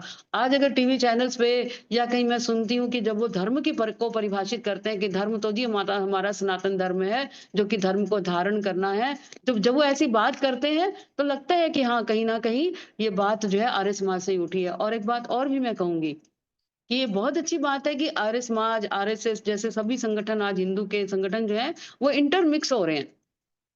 तो कहीं ना कहीं ये आर्य समाज की बात वहां तक भी पहुंच रही है। और इसलिए बहुत जरूरी है कि जो आर्य समाज के संगठन के व्यक्ति हैं वो दूसरे संगठनों से भी जुड़े और अपने विचारों को प्रेषित करें, और अपने जो भारत का गौरवान्वित जो हमारा इतिहास था उसको आगे लेके आए और कहें कि सनातन धर्म सबसे श्रेष्ठ है। ये जो धर्म जिसको धारण किया जाता है, तो सबसे पहली बात तो अपने में श्रेष्ठता का भाव लेके आना। ये मत कहो कि सब बराबर हैं, क्योंकि उनकी जो कमियां हैं उन कमियों के आगे कहीं भी हम ठहर नहीं पाएंगे फिर, क्योंकि उनके जो टारगेट्स हैं, आज मैं ये देखती हूँ कि हमारे यहाँ नाम है हिंदू लेकिन पता चलता है कि वो तो क्रिश्चियन है। अब इतनी समस्या आगे आ गई है कि हमें पता ही नहीं लग रहा। और देखिए लव जिहाद तो है ही है। अब आप देख लीजिए कांवड़ की, ठीक है मैं कांवड़ के उसमें नहीं जाऊंगी कि कांवड़ होना चाहिए कि नहीं होना चाहिए, लेकिन देखो ढाबे जो है आज देखिए कैसे नाम हिंदू रखे हुए हैं, कैसे ढाबों के नाम हिंदू, उनमें काम करने वाले हिंदू, और जबकि आधार कार्ड निकालो तो पता चलता है कि मुस्लिम है। और जब उनका वो स्कैन करते हैं क्यूआर कोड तो पता लगता है कि मुस्लिम है, ढाबे का मालिक है जो। और नौकर का भी जब वो आधार कार्ड देखते हैं तो और वो नौकर क्या जवाब दे रहा है कि मेरे को तो मालिक ने कहा था, क्योंकि उसको अपनी दुकान चलानी है, मेरे को मालिक ने कहा था ये नाम अपना रख ले, तो इस नाम से मत मेरे यहाँ काम कर। और ये सच बात है कि पहले हम नहीं देखते थे, आज हमारे यहाँ आसपास भी दुकानों में जो है वो सब ये काम कर रहे हैं, चाहे वो किसी नाम से चाहे कैसे भी कर रहे हैं। तो ये थोड़ी सी चिंता का विषय ये इसलिए है क्योंकि हम सावधान नहीं है। क्योंकि हमने जनसंख्या बहुत कम कर ली और हम इतने उदारवादी हैं कि कबूतर की तरह आंख बंद करके बैठे हैं और कुछ भी हम देखना सुनना नहीं चाहते। और बच्चों को भी हमने पूरी छूट दे दी। हमने बच्चों को भी नहीं समझाया कि बच्चों देखो ऐसे तुम्हें थोड़ा सावधान रहना है। अगर दोस्ती करनी भी है किसी से तो पूरे सावधान होकर और उनको पूरी अपनी सनातन की शिक्षा देनी है। मुझे याद है कि माता-पिता पहले पढ़े लिखे नहीं होते थे, लेकिन रामायण और ये सब पूरा मुझे याद है कि मैं आपको एक बात बताऊँ, अभी पीछे मैं पतंजलि के उसमें गई थी महिला सम्मेलन में, तो उनकी जो आदरणीय हमारी राज्य प्रभारी हैं आदरणीय सविता तिवारी जी, तो वो कह रही थी, कहती थी मेरी मम्मी मुझे स्कूल नहीं जाने देती थी जब तक मैं रामायण की चौपाइयाँ नहीं पढ़ लेती थी। तो वो संस्कार आज भी उनके यहाँ काम कर रहे हैं ये। तो ना तो हम रामायण की शिक्षा दे रहे हैं, ना हम गीता की शिक्षा दे रहे हैं, ना हम वेदों की शिक्षा दे रहे हैं, ना हम अपने गौरवान्वित इतिहास की बात कर रहे हैं। तो फिर कैसे और हम बच्चों को जागृत भी नहीं कर रहे। ना हम ये बता रहे हैं कि पार्टीशन के समय क्या हुआ था, मुगलों ने क्या किया, ब्रिटिशर्स ने क्या किया, हम बच्चों को बताना ही नहीं चाहते और बच्चों को हम पढ़ाते भी पब्लिक स्कूलों में हैं। और इसके साथ-साथ ना ही बच्चों को हम अपने कार्यों में कुशल होने का एक प्रयास कर रहे हैं कि कार्यों में वो कुशल हों। वो कहते हैं बस डॉक्टर इंजीनियर बन जाए, बस तुम पढ़ो, कोई काम करने की आवश्यकता नहीं है। और आज ना लड़का ना लड़की घर के काम करने को तैयार है और घर जो है वो बिखर रहे हैं। घर टूट रहे हैं, घर तलाक की ओर आ रहे हैं और तलाक से भी यही होगा, फिर कहाँ से बच्चे पैदा होंगे? तो ये जो विसंगतियाँ आ रही हैं हमारे हिंदू समाज में, उसको ठीक सिर्फ आर्य समाज ही कर सकता है। आर्य समाज जन जागृति लेके आए और कर भी रहा है, मैं ये नहीं कह रही कि नहीं कर रहा, आर्य समाज ही हिंदू धर्म को बचा सकता है। एक मैं और पॉइंट देख रही थी मैं कहीं पर और मुझे पॉइंट अच्छा लगा। हम क्या करते हैं, वो जो हमारी वही पुरानी मानसिकता जो कि क्योंकि देखो तब कोई हिंदू धर्म ही था, सिर्फ सनातन धर्म ही था, कोई वो नहीं था क्रिश्चियनिटी का या मुस्लिम का कुछ नहीं था। क्या करते थे दान, पुण्य, जल कहीं कहीं भी है वो रख देना, भोजन के लंगर कराना, ये सब हमारा होता था। अब आज क्या ये बात की जाती है कि आप जो लंगर लगा रहे हो, उसमें बाहर सड़क पर 80% तो आपके वहीं खड़े हुए हैं। लेकिन इसीलिए कहते हैं कि जो मुस्लिम जो हैं किसी के लिए लंगर नहीं लगाते, आप देखोगे आप अगर। वो अपना पैसा लंगर में खर्च नहीं करते हैं। वो अपना पैसा जहाँ खर्च करना है वहीं करना है। और हम क्या करते हैं? लंगर पे पैसा खर्च करेंगे। हम क्या करते हैं? शादी-ब्याह में पैसा बहा देते हैं। हम क्या करते हैं? अच्छा कमा के सरकार को तो टैक्स देते ही हैं और हम क्या करते हैं? सबसे बड़ी बात हिंदू जो सनातन, मैं उस हिंदू की बात कर रही हूँ जो इतर आर्य समाजी है। जगह-जगह जाके मत्थे टेकना, दूर-दूर जाके, चाहे वो ट्रेन से, चाहे प्लेन से कि मुझे ये वाले धाम करने हैं, मुझे आज वैष्णो देवी जाना है, मुझे आज राम मंदिर जाना है और ऐसा नहीं कि एक बार गए तो छुट्टी हो गई, नहीं बार-बार जाएँगे। सिद्धिविनायक मंदिर बार-बार जाएँगे, वैष्णो देवी बार-बार जाएँगे, राम मंदिर बार-बार जाएँगे, बार-बार जाएँगे। कितना खर्च होता है और कितना वहाँ चढ़ा के वो चढ़ावा दे के आते हैं, कितना वहाँ सोना आ रहा है, उस पैसे का क्या हो रहा है? फिर जो भी सरकार आएगी, वो जो पैसा है, उस पैसे का कैसे प्रयोग करेगी? क्यों ना हम जागृत करें हिंदू समाज को कि अपना जो पैसा है, अपना धन है, कमाया हुआ पैसा है, उसको केवल और केवल आर्य संस्कृति के लिए, गुरुकुलों के लिए और ऐसे स्कूल के एजुकेशन सिस्टम के लिए जैसे शिशु भारती है और एकल भारती जैसे आरएसएस के हैं, ऐसे ही हम आर्य स्कूलों की स्थापना करें।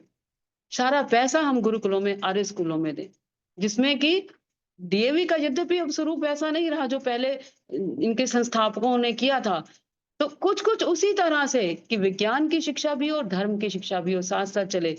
क्योंकि जितने भी बच्चे हैं और मैं इसमें ये कहूँगी कि हिंदू से बाहर के बच्चों को भी साथ में लिया जाए, बचपन से ही लिया जाए। मैंने एक चीज़ देखी है कि गुरुकुलों में कहते हैं छठी के बाद 7वीं के बाद।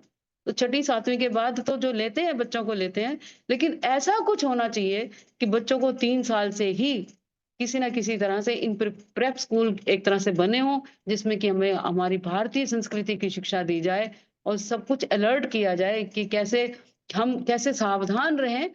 तो ये बहुत ज़रूरी है कि हमारा पैसा कहाँ खर्च हो। बहुत ज़रूरी है कि जो आर्य समाज जो है वो जागृत करे लोगों को कि देखो तुम पैसा खर्च कहाँ कर रहे हो। और ये जैसे अभी अभी सुना रहे थे राज जी ने भजन सुनाया था अभी, राज अरोड़ा जी ने कि देखो मैं अगर यहाँ नहीं तो कहीं नहीं। ये जो तक जागृति नहीं आएगी हिंदू समाज में, जब तक ये जागृति नहीं आएगी समाज में, तब तक हम इसी तरह से खर्च करते रहेंगे, इसी तरह भटकते रहेंगे। हमारा जो धन है इसी तरह से, मैं तो उसको अपव्यय ही मानती हूँ मैं, क्योंकि जब ईश्वर मेरे अंदर बैठा हुआ है, मैं उसको वहां नहीं जान रही तो मैं और कहाँ जानूंगी उसको। तो ये बहुत जरूरी है जागृत करना। मुझे लगता है कि प्यार प्यार में सबको, जब हम चर्चा करते हैं चाहे परिवार में, समाज में, मित्रों में, हम कहें कि जब ये आप मानते हो कि ईश्वर सब जगह है, तो फिर हम कहीं और जाने की क्या आवश्यकता है, आराम से बात की जाए। तो मुझे लगता है कि चाकू तो हम उठा लेते हैं सर्जरी के लिए आर्य समाज के, लेकिन मंडन जो है प्यार से मंडन करना है, कि जैसे कोई बेहोश करके करता है। तो आर्य समाज का काम बहुत विकट, बहुत कठिन काम है, और ये काम करना है कि ईश्वर का वास्तविक स्वरूप सबको समझ में आए, हिंदू समाज जागृत हो, पैसा कहाँ खर्च करना है वहां खर्च करे, लंगर आदि पे जो मुझे लगता है, मेरा अपना पर्सनल ओपिनियन है। अब आप कहेंगे कि अन्नदान तो श्रेष्ठ दान होता है, लेकिन मैं तो ये कहूंगी कि कहते हैं ना, न भू प्रदानम न गो प्रदानम न तथा अन्नदानम न स्वर्ण दानम यथा वदंती यथा वदंती, कहते हैं प्राण दान जो है वो सबसे दान बड़ा दान है। तो जब प्राण ही नहीं बचेंगे हमारे, जब हमारी संस्कृति ही नहीं बचेगी, तो इसलिए ज्ञान के माध्यम से आर्य समाज जागृत करे, सबको जागृत करे, और ये कार्य जो है वो खूब अच्छे लेवल पे होना चाहिए। तो यद्यपि मैं कोई नया विषय नहीं उठा रही हूँ कि ऐसा विषय है कि जैसे कोई बहुत बड़ी कोई नई बात लेके आ जाऊंगी मैं, लेकिन चिंतन चलता रहता है मन में कि क्या हम कर सकते हैं इसमें। तो एक तो जो विसंगतियां हैं हमारे जो हिंदू धर्म में बंटे हुए हैं हम लोग, हिंदू धर्म में कोई सिख है, कोई जैन है, कोई अब मैंने सुना है कोई राधा स्वामी हो गए, कोई इधर चले गए, कोई उधर चले गए, कितने ही मत पंथ। तो मैं तो अब हिंदू धर्म में भी मत पंथ ही कहूंगी कि क्या स्थिति आ गई है। मुझे तो कुछ लोग ये कहते हैं कि आप भी तो अलग हो गए हो, हम अपने हिंदू धर्म से तुम आर्य समाजी बन गए।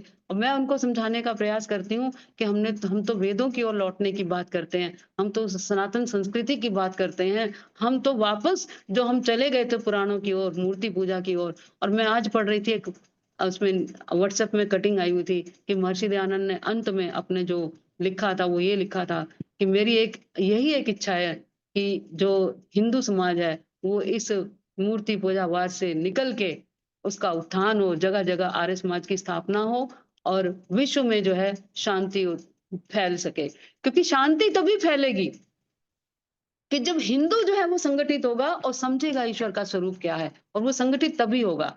यद्यपि महर्षि दयानंद ने कहा था कि जितने भी संगठन हैं हिंदू के, वो अगर एक वेद को मानते हैं ना, तो समझ लीजिए कि वो एक सारे के सारी नदियां मिलके सागर में, वेद रूपी सागर में चले गए। लेकिन वेद को हम कहते हैं, सिर्फ वेद को मानते नहीं है। तो अवतारवाद से जागृत करें लोगों को। और मुझे लगता है कि ये काम जो हमें दूसरे ढंग से करना चाहिए, महर्षि दयानंद ने जैसे किया, हमें थोड़ा, क्योंकि हमारे अंदर वो क्षमता नहीं है, वो तेजस्विता नहीं है, वो ओजस्विता नहीं है। हमको एक कहते हैं ना कि रणनीति जो है वो बदलनी होगी कि किस तरह से हम हिंदू समाज को जागृत करें, कि किस तरह से हम ईश्वर के स्वरूप को समझते हुए एक हो सकें, जो बटे हुए हैं हम धर्म में। क्योंकि जब तक हम बटे रहेंगे, जब तक हम एकत्रित नहीं होंगे, जब तक हम संगठित नहीं होंगे, तब तक ये समस्या रहेगी। तो इसलिए सबसे पहले तो ये लव जिहाद और ये जो उससे बचे हम। और नारी को शिक्षित करने की बात इसलिए मैं कह रही हूँ कि जो नारी आज जो उच्छृंखल हो रही है, माता पिता सिर्फ ये चाहते हैं कि बच्चे पढ़ लिख जाएं। आज अभी मैं बता रही थी ना कि कहते थे कि रामायण का पाठ करके जाओ तभी जाना। तो हम माता पिता भी बच्चों को ये संस्कारित करें कि देखो हमें संभल के रहना है, एक सीमा में रहना है। पर्दा प्रथा बहुत बुरी चीज है, लेकिन आज जो हो रहा है वो भी बुरी, अति जो है वो नहीं होना चाहिए। तो ये माता पिता को समझाना चाहिए। माता पिता आज कुछ कहते ही नहीं है बच्चों को, वो कह देते हैं कि भाई समाज ही ऐसा है तो अब क्या करें। लेकिन सबसे पहले माता पिता की ओर से होना चाहिए, और ये सारी की सारी बात समाज तक जानी चाहिए। आज हमारे हिंदू समाज को ही क्या प्रॉब्लम हो रही है कि हम ऐसे चल रहे हैं, जबकि हमारा हिंदू समाज ऐसा नहीं था। हमारे हिंदू समाज की लड़कियां ऐसी नहीं थे। आज शादी ब्याह में भी देख लीजिए किस तरह से प्रदर्शन होता है। तो ये सब रुकना चाहिए, और आर्य संस्थाओं को आगे आकर इस ओर पूरा बल देना चाहिए कि जब तक नारी को शिक्षित नहीं किया जाएगा, संस्कारित नहीं किया जाएगा और लव जिहाद से बचाने के लिए पूरे ट्रेनिंग नहीं दी जाएगी, और एक लव जिहाद से बचाने की ट्रेनिंग में जो हम आर्य वीर दल, आर्य वीरांगनाओं दल की बात हो रही है, उस पर भी पूरा जोर देना है, ताकि हम सक्षम कर सकें अपने आप को, प्रतिरक्षा जो है हम कर सकें अगर कुछ ऐसा कभी कोई स्थिति आती है तो। अब ये तो हुई बात हिंदू जाति के लिए धर्म के मामले में, लव जिहाद के मामले में, कि किस तरह से हम अपनी अस्मिता को बचा सकें। दूसरी बात, एक बात आ जाती है कि जो आज जाति प्रथा की बात आ रही है, जाति प्रथा से भी हमें आर्य समाज ही निकालता रहा है और वही निकालेगा। कैसे? अब देखिए, कितने ही व्यक्तियों को परावर्तित करके आर्य बना दिया, कोई जाति नहीं पूछ रहा उनकी, जबकि पहले ऐसा संभव नहीं था। आप ध्यान दें अगर, कि आर्य समाज से पहले एक बार कोई अगर कोई दूसरे उसमें चला गया, विधर्मी बन गया, तो उसकी एंट्री नहीं थी हिंदू धर्म में। ये तो स्वामी श्रद्धानंद और के प्रयासों से और आगे ये सब हुआ कि हम परावर्तन कर पा रहे हैं। आज भी मैंने एक टीवी पर एक देखा कि कितने 25 लोग शायद हिंदू धर्म में वापस आए हैं। तो बस ये सबसे पहले तो वापसी की कोशिश करनी है। और दूसरी बात, ये जो जाति प्रथा, जो जाति प्रथा, जन्मजात जाति प्रथा है, उसका जो है, अब मैं टीवी चैनल पे देख रही थी, सारे बैठे हुए धर्मगुरु। जो ये पीछे घटना हुई थी हमारी, एक जिसकी जी चोटी काट दी गई थी, एक जो कथा करने गया था, तो उसमें धर्मगुरुओं की बहस चल रही है। उसमें 3 धर्मगुरु जो बैठे हैं वो कहते हैं हाँ नहीं जी, ब्राह्मण को ही कथा कहने का अधिकार है, और 3 धर्मगुरु नहीं जी, एक इसमें एक राजू महंत भी थे, मुझे उनकी बात बहुत अच्छी लगी कि चलो महंत होके भी बहुत अच्छी बात कर रहे हैं। वही कह रहे थे कि नहीं, अगर कोई शिक्षित है, कोई कर सकता है, तो उसको क्यों नहीं करना चाहिए, कोई अगर ज्ञानी है तो। और उन्होंने क्या कहा, वो कह रहे थे कि देखिए आज तो वैसे ही हिंदू धर्म खतरे में है, स्थिति ये आ गई है कि हम जो है अब ऐसा ना हो कि पता लगे कि हिंदू ही खत्म हो गए, तो आज अगर हम ऐसी बातें करेंगे तो फिर हम कहाँ जाएंगे। तो उन्होंने कहा जो भी शिक्षित है वो कर सकता है। और देखिए, 3 धर्मगुरु पक्ष में बैठे हैं और 3 धर्मगुरु विपक्ष में बैठे हैं। तो यही तो दिक्कत है कि हम आपस में एक नहीं है, हमें यही नहीं पता कि क्या सही और क्या गलत है।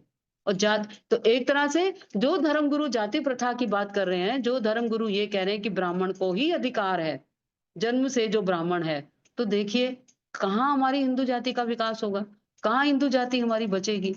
जो हिंदू ही है, जो पद दलित हैं, जो वो इसीलिए दूसरे धर्मों में जा रहे हैं, क्योंकि उन्हें पूरा सम्मान नहीं मिलता है, क्योंकि उन्हें अछूत कहा जाता है। तो देखिए, आर्य समाज ने जो काम किया अब तक और अभी भी कर रहा है, और मैं सोच रही थी कि वहां पर कोई आर्य समाज का अगर वक्ता बैठता तो वो शायद ठीक से बता पाता। यद्यपि विश्व हिंदू परिषद भी बहुत अच्छे से काम कर रहा है इसमें। और जब भी ये मनु को गाली देते हैं, मनु महाराज में वर्ण जाति प्रथा के अनुसार मनु महाराज ने, या वेदों में, अब वेदों में जब ये बात कहते हैं, जब वेदों में ये कहते हैं कि वेदों में लिखा है, अरे वेदों में जो लिखा है कि जो ब्राह्मण है वो ईश्वर का मुख है, वेदों में लिखा है कि बाजू, ईश्वर की बाजू से, वो बाहु से क्षत्रिय राजा है, और जब वो कहते हैं कि उरु से, कटी प्रदेश से वो वैश्य है, और जब वो कहते हैं कि उसके जो पद से वो शूद्र है, तो ये तो उपमा अलंकार है। महर्षि दयानंद ने स्पष्ट कहा है कि जैसे हम कहते हैं मृग जैसे नयन, चंद्रमा जैसा मुख, तो वो ईश्वर, वो कहते हैं ईश्वर का कोई शरीर तो है नहीं। अगर ईश्वर तो निराकार है, ईश्वर तो सब में बैठकर सृष्टि बना रहा है। जैसे मैं आत्मा इस शरीर के अंदर हूं, और मेरा हाथ जो है वो उठा लेता है किसी चीज को, तो मैं आत्मा जो है वो कर रही हूं ना, अंदर ही मेरे आत्मा मेरे अंदर बैठा हुआ है। तो ऐसे ही परमात्मा इस सृष्टि में बैठा हुआ है, वो सृष्टि में बैठा बैठा ही सारे कार्य कर रहा है, तो इसीलिए वो निराकार भी है। तो मुख तो उसका है नहीं, ये तो उपमा अलंकार है। वेद, महर्षि दयानंद कहते हैं कि वेद जो है वो उपमा अलंकार में, अलंकारिक है वेद, तो इसलिए अलंकारिक उसमें है। और वेद का ज्ञान जो देगा, या जो अध्यात्म ज्ञान देगा, वो मुख के माध्यम से ही तो दिया जाएगा। इसलिए मुख कह दिया कि मुख है, क्योंकि वो मस्तिष्क का क्षेत्र है, ज्ञान का क्षेत्र, इसलिए मुख का बोल दिया। और क्योंकि जो बाहुबल होगा, क्षत्रिय होगा, तो वो रक्षा करेगा। तो ये जो बातें हैं कि फिर वो वैश्य की बात आ गई कि वो धन और इसमें, और फिर शूद्र के लिए नीच। अब कहते हो तुम नीच कहते हो, पैर नीच है। अब ये उदाहरण ये दिया जाता है, अब हम इस तरह से हम समझा सकते हैं आर्य समाज के लोग कि जब हम कहते हैं कि मैं नीचे खड़ा हूँ, नीचे प्रदेश में हूँ, तो वो नीच, उसको नीच का मतलब ये थोड़ी है कि वो निकृष्ट हो गया। वो कहाँ खड़े हो? वो कह रहे हैं मैं नीचे खड़ा हूँ। एक कोई किसी से प्रश्न करता है तो इसका मतलब ये नहीं है कि वो नीच हो गया, वो निकृष्ट हो गया। हाँ, निकृष्ट नहीं है यहाँ पर। यहाँ पर क्योंकि पैर जो है शरीर का निचला स्थान है, इसलिए ऐसे कह दिया।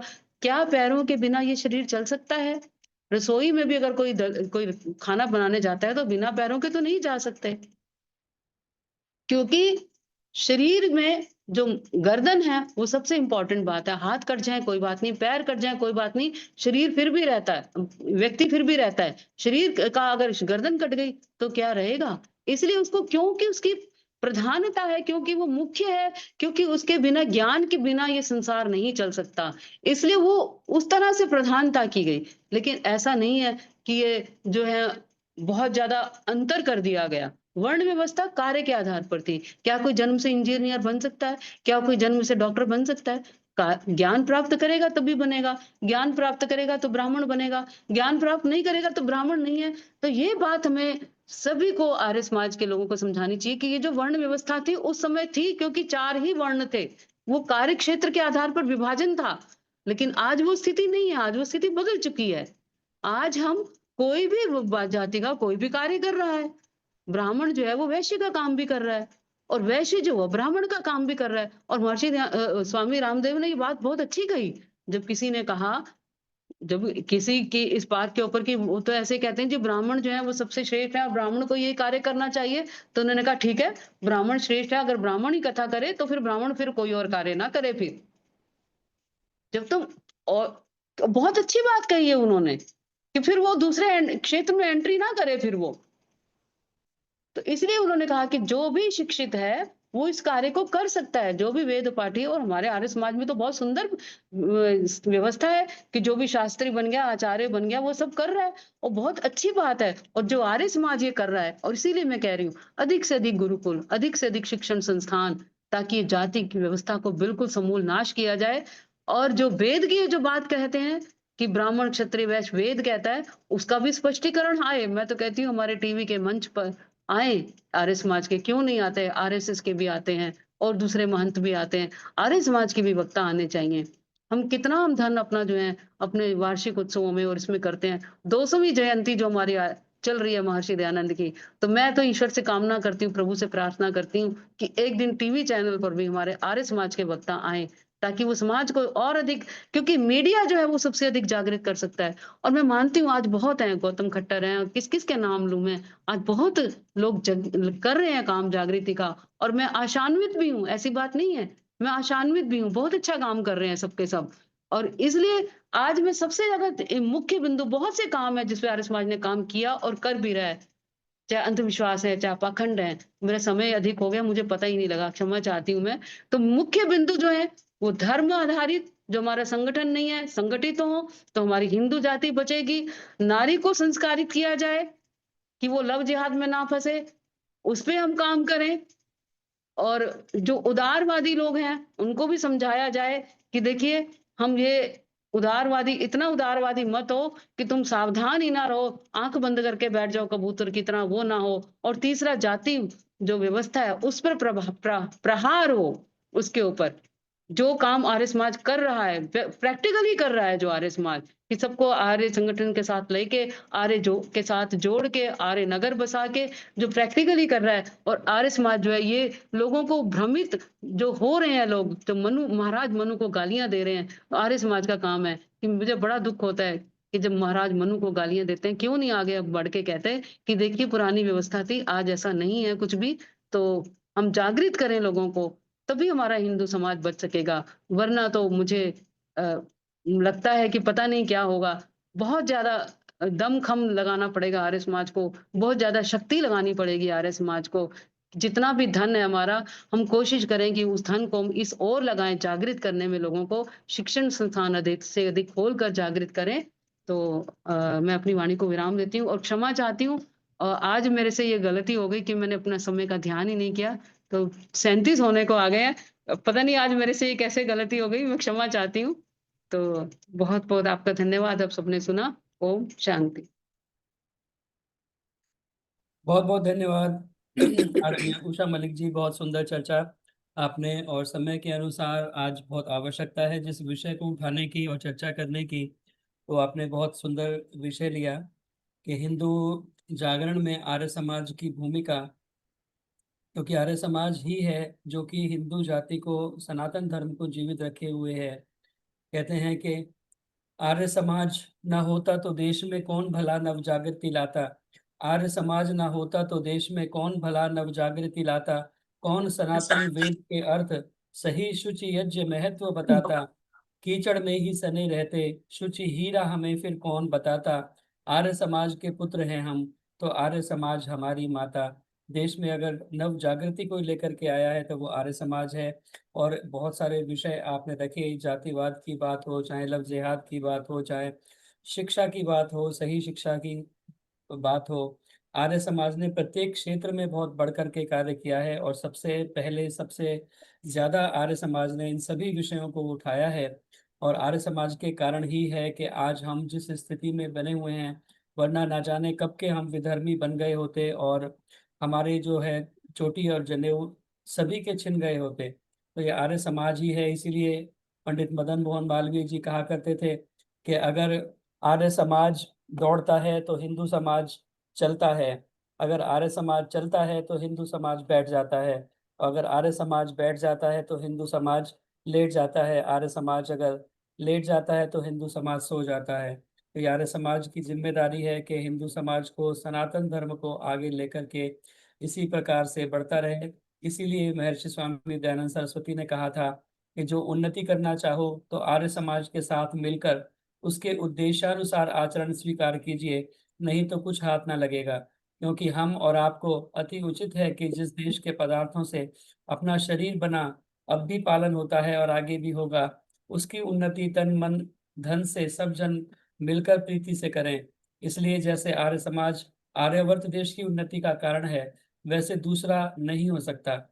और उन्होंने ये भी कहा कि मेरी अंतःकरण से यही कामना है कि भारतवर्ष के एक अंत से दूसरे अंत तक आर्य समाज स्थापित हों और देश में व्यापी हुई कुरीतियां उन्मूलित हो जाएं। तो महर्षि स्वामी दयानंद सरस्वती का हमेशा से ही यह विजन रहा कि आर्य समाज देश के प्रत्येक भाग में हो और जागृति का कार्य किया करें। तो हम सभी मिलकर इन सभी विषयों पर चिंतन करें। बहुत ज्यादा आजकल चर्चा चल रही है जातिवाद के ऊपर, कि इटावा का जो आपने जिक्र किया कि कैसे एक अगर यादव कथा कर रहा है तो लोग उसके ऊपर ऑब्जेक्शन कर रहे हैं कि ब्राह्मण का अधिकार है। और मैं भी वही बात जो आपने कही वही दिमाग में सोच रहा था। स्वामी रामदेव जी महाराज ने बहुत सुंदर इसके ऊपर चर्चा की है। और उन्होंने ये कहा है कि अगर ब्राह्मण कथा करें और कोई कथा नहीं कर सकता तो ब्राह्मण फिर और कार्य क्यों कर रहे हैं। अगर ब्राह्मण सभी जो जन्म से ब्राह्मण अपने आप को मानते हैं, वो भी अगर और कार्य करने में लगे, आज को ऐसा कोई काम नहीं है जो ब्राह्मणों ने छोड़ा हो। वो सेना के अंदर भी जा रहे हैं, पुलिस के अंदर भी जा रहे हैं, क्षत्रियों का कार्य भी कर रहे हैं, वैश्यों का कार्य भी कर रहे हैं। शर्मा बूट हाउस भी आपको देखने के लिए मिलते हैं, वो जूते भी बेच रहे हैं, वो शराब के ठेके भी खोल रहे हैं और शराब और मांस इत्यादि का सेवन भी कर रहे हैं। तो ब्राह्मण अपने ब्राह्मणत्व को छोड़ करके जब इतर कार्यों में लग रहे हैं, तो अन्य जो जातियां हैं वो क्यों ना फिर उस कार्य को करें। क्योंकि ये सारा जो सिस्टम है वो जन्मना नहीं कर्मणा हमेशा से हम मानते आए हैं। और वेद के आधार पर भी इसका प्रतिपादन महर्षि स्वामी दयानंद सरस्वती ने हमारे समक्ष किया। मनु महाराज को लेकर भी उसके बारे में बहुत सारी भ्रांतियां लोगों में फैलाई जाती हैं कि मनु महाराज ने मनुस्मृति के अंदर ये सब लिखा। बहुत सारी गालियां दी जाती हैं, मनुस्मृति को जलाया जाता है। निश्चित रूप से मनुस्मृति को जलाया जाना चाहिए, लेकिन उस विक्षिप्त जो है जिसके अंदर मिलावट कर दी गई है, उस प्रकार की मनुस्मृति में जो मिलावट है उसको जलाया जाना चाहिए। जो शुद्ध मनुस्मृति है उसका स्वरूप हमें जन जन तक पहुंचाना चाहिए कि मनुस्मृति के अंदर ऐसी कोई बातें अनर्गल जो है वो नहीं कही गई हैं। तो बहुत सुंदर चर्चा आपने आज की हम सभी को इसके ऊपर चिंतन करना चाहिए, मनन करना चाहिए और समाज के अंदर इस तरह की भावनाओं को अधिक से अधिक फैलाना चाहिए। क्योंकि हम ही जो अपने आप को हिंदू कहते हैं, उन्हीं के अंदर बहुत ज्यादा, आदरणीय डॉक्टर रचना चावला जी ने एक शब्द लिखा टॉलरेंट, हम टॉलरेंट हो गए हैं। हम सहिष्णु ज्यादा बनने के चक्कर में और बहुत ज्यादा उदारवादी बनने के चक्कर में ये सब जो है बातों को भूलते चले जा रहे हैं। आज व्हाट्सएप ग्रुप के अंदर बहुत सारी चर्चाएं होती हैं, और अगर कोई हम में से कोई इस प्रकार की बात लिख देता है तो मुसलमान कोई बाद में ऑब्जेक्शन करेगा, हिंदू खड़े हो जाते हैं कि आप ऐसा क्यों लिख रहे हैं, आप ऐसा नहीं लिख सकते, क्योंकि हमें हमें ही जो है वो धर्मनिरपेक्षता की गुट्ठी पिला दी गई है। तो हम उससे बाहर निकल करके विषयों के ऊपर सही प्रकार से चिंतन करें, मनन करें, और अपने आप को बचाने के लिए, अपनी वैदिक संस्कृति को पुनः स्थापित करने के लिए प्रयास करें, मिलकर के प्रयास करें, संगठित होकर के प्रयास करें। बहुत बहुत धन्यवाद सुंदर विषय रखने के लिए और इस चर्चा को जागृत करने के लिए। लोगों के मन में एक बात तो कम से कम उभरे, लोग सोचने के लिए विवश हों कि ये सब विषय भी हमें सोचना चाहिए। बहुत बहुत धन्यवाद। मेरी जितेंद्र जी, प्रार्थना, आदरणीय उषा चित्कारा जी जितेंद्र हमारे जी, मध्य उपस्थित हैं, आर्य केंद्रीय सभा नगर निगम क्षेत्र फरीदाबाद की आप महिला प्रभारी और मंत्री हैं। कृपया आए, सभी का धन्यवाद ज्ञापन करें और अपना आशीर्वाद रूप में अपने कुछ वचन कहें। आदरणीय जितेंद्र जी, उषा चित्कारा जी, उसके बाद आदरणीय मृदुला जी भी हमारे मध्य में उपस्थित हैं, वो भी दो शब्द अपने आशीर्वाद के कहेंगी। आदरणीय उषा चित्कारा जी। जितेंद्र जी, उषा जी का सुन के मन में एक पंक्ति आ रही थी। जी सच में आवश्यकता है आर्य समाज को जागने की, इसलिए केवल एक पंक्ति आज्ञा हो तो गा दूं। जी जी, सुना दीजिए आदरणीय उर्मिल जी। महानाश की ज्वालाएं धरती पर दौड़ी आ रही हैं, आर्य समाज तुम्हें बढ़ना है, मानवता चिल्ला रही है, इस धरती पर कौन बढ़ेगा, हमें बता दो आर्य समाज, हमें बता दो आर्य समाज, हमें बता दो आर्य समाज। आवश्यकता है आज आर्य समाज फिर एक बार अंगड़ाई ले और इन विकट परिस्थितियों से देश को बचाए। मेरे मन में ये पंक्ति आ रही थी, उनके प्रवचन के बाद सोचा गा दूं। धन्यवाद आपका समय देने के लिए। बहुत बहुत धन्यवाद आदरणीय उर्मिल जी। आदरणीय उषा चित्कारा जी। प्रिय उषा मलिक जी, मेरी प्यारी बहनों, भाइयों, प्रिय जितेंद्र जी, बहुत सुंदर भजनों की श्रृंखला रही। प्रभु तू याद आता क्यों नहीं है, मुझे अपना बनाता क्यों नहीं है। वी प्लीड टू गॉड कि तू हमें अपना बना ले। जब वो हमें अपना बना लेगा तो फिर हमें कोई चिंता नहीं रहेगी। He look after everything. He'll take care of us, provided we submit ourselves to him. Complete submission is required. लेकिन हम क्या करते हैं, अपने अहम को आगे रखते हैं, हम कंप्लीट सबमिशन नहीं करते। हम कह देते हैं प्रभु तेरा ही सहारा है, लेकिन हम सहारे इधर उधर देखते रहते हैं।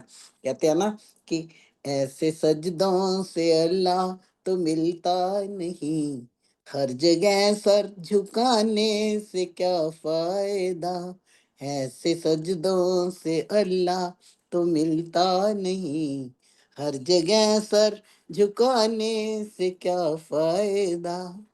आज का विषय बड़ा गंभीर था, बहुत सुंदर था और बिल्कुल करंट प्रॉब्लम है ये। तो इन्होंने भी अपने उसी भजन से शुरू किया कि सत्संग करते रहें, तो उसका लास्ट स्टैंजा यही कहता है कि आज आई बड़ी आपदा की घड़ी, यारियो तुम पे है जिम्मेदारी बड़ी, तुम घर हो सजग पूर्ण कर्तव्यरत, राष्ट्र का पूर्ण उत्थान हो जाएगा। इसमें कोई शक नहीं कि हिंदू जो हैं, हम हिंदू किसी का जल्दी जल्दी अपमान नहीं करते।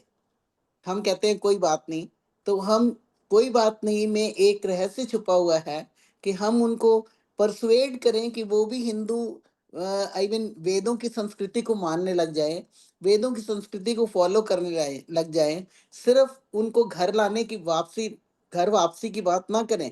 सिर्फ घर वापसी तो वही हिंदू वापसी आएंगे ना, वो तो आएंगे ही आएंगे। मैं कहती हूँ बहुत सारे क्रिश्चियंस और मुस्लिम्स भी हिंदू बनने का प्रयत्न कर रहे हैं, हिंदू धर्म को एक्सेप्ट करते हैं, उसमें आने वाले हैं वो। इसमें जैसे उषा जी ने बताया, and we know it thoroughly well, कि मुसलमान कितने मेहनती हैं, कितने कारीगर हैं। अगर आप उनकी आर्टिस्ट्री देखो, उनकी कारीगर देखो, इवन मतलब घर में लेबर भी लगती है ना, तो मैंने ये देखा है जो मुस्लिम लड़के हैं दे वर्क मच बेटर। वो जो हिंदूज है ना, हिंदू वो लड़के, वो शर्कर्स, वो इधर से उधर हो गए, इधर से उधर हो गए। और दो मुस्लिम लड़के हैं, क्या डिवोशन से काम करते हैं, कुछ कह भी दो, एक वर्ड वेस्ट नहीं करते। वो हमारे रिश्तेदार नहीं है, मैं डिवोशन की बात कह रही हूँ। तो हमें हिंदुओं को पहले थोड़ा सा अपने आप को, कहते हैं ना कि फर्स्ट डिजर्व देन डिजायर, थोड़ा सा अपने आप को सुधारना भी पड़ेगा कि हम अपनी त्रुटियों को भी देखें कि हम क्या हैं। तो हमारे हमारा असर हमारे बच्चों पे क्यों नहीं पड़ रहा, वो लव जिहाद क्यों जा रहे हैं। इसमें कोई शक नहीं कि उषा जी ने बिल्कुल ठीक कहा कि हमारी आर्य संस्कृति में स्वतंत्रता है, कि बोलने की भी स्वतंत्रता है, पहनने की भी स्वतंत्रता है। हम घूंघट नहीं चाहते, पर हम एक्सपोजर भी नहीं चाहते बॉडी का, जो कि आजकल शुरू हो गया है। कंपटीशन चला हुआ है यंग गर्ल्स में, तो उस कंपटीशन से क्या है, उस अपने यूथ को एक्सपोज करके एवरीवेयर आप बुरी भावनाओं को, बुरे लोगों को अपनी तरफ अट्रैक्ट करते हो, and then you get raped. और फिर उसके बाद ये तमाशा और वो तमाशा। ऐसी आजकल आप टीवी खोलो तो सही, अखबार उठाओ तो सही, एक भी ढंग की खबर नहीं मिलती सिवाय इसके कि वो रेप हो गया, वो मर्डर हो गया, वो ये हो गया, वो हो गया, वो गाय का मांस पकड़ा गया, वो फलाना पकड़ा गया। मैं तो मतलब I just get fed up, ना टीवी सुनने का मन करता है, ना ये मन करता है। सिर्फ ये मन करता है कि लोगों को, जो मुस्लिम लड़के भी हैं, अगर उनको प्यार से, आई मीन उनको bring them back to, back नहीं, bring them to accept this culture, चाहे वो क्रिश्चियंस हैं, चाहे वो मुस्लिम्स हैं, उनको इस तरीके से परसुएड करो कि वो भी हमारी वेदों की उसको माने। और ऐसे बहुत सारे एग्जाम्पल हैं, हमने पहले पढ़ा, प्रभु आशीष जी ने भी बताया, आनंद स्वामी जी भी मैंने अपनी किताब में बताया कि कैसे प्लेग फैल गई थी, और कैसे एक क्रिश्चियन आया था शिमला में, और उसको ये ड्यूटी दी गई थी कि तूने बाकी लोगों को भी यहाँ पे क्रिश्चियन बनाना है, तो वो आ गया। लेकिन उसने जब देखा कि एक हिंदू पंडित कैसे प्लेग होने के बावजूद भी गांव में एक आदमी का, कैसे उसने गंध को अपने मुंह से बाहर निकाला, और अपने मुंह में लेके बाहर निकाला और उसको तंदुरुस्त किया। उसने पूछा आपने ऐसा कैसे कर लिया, उसने कहा क्योंकि मैंने सत्यार्थ प्रकाश पढ़ा है। तो फिर वो जो क्रिश्चियन था, वो जो सभी को ईसाई बनाने के लिए आया था, उसने वहीं की लड़की की शादी करी, पहाड़ी लड़की से शादी करी, बच्चे करे, और उसने ये एक्सेप्ट कर लिया कि मैं भी आज से हिंदू ही हूँ।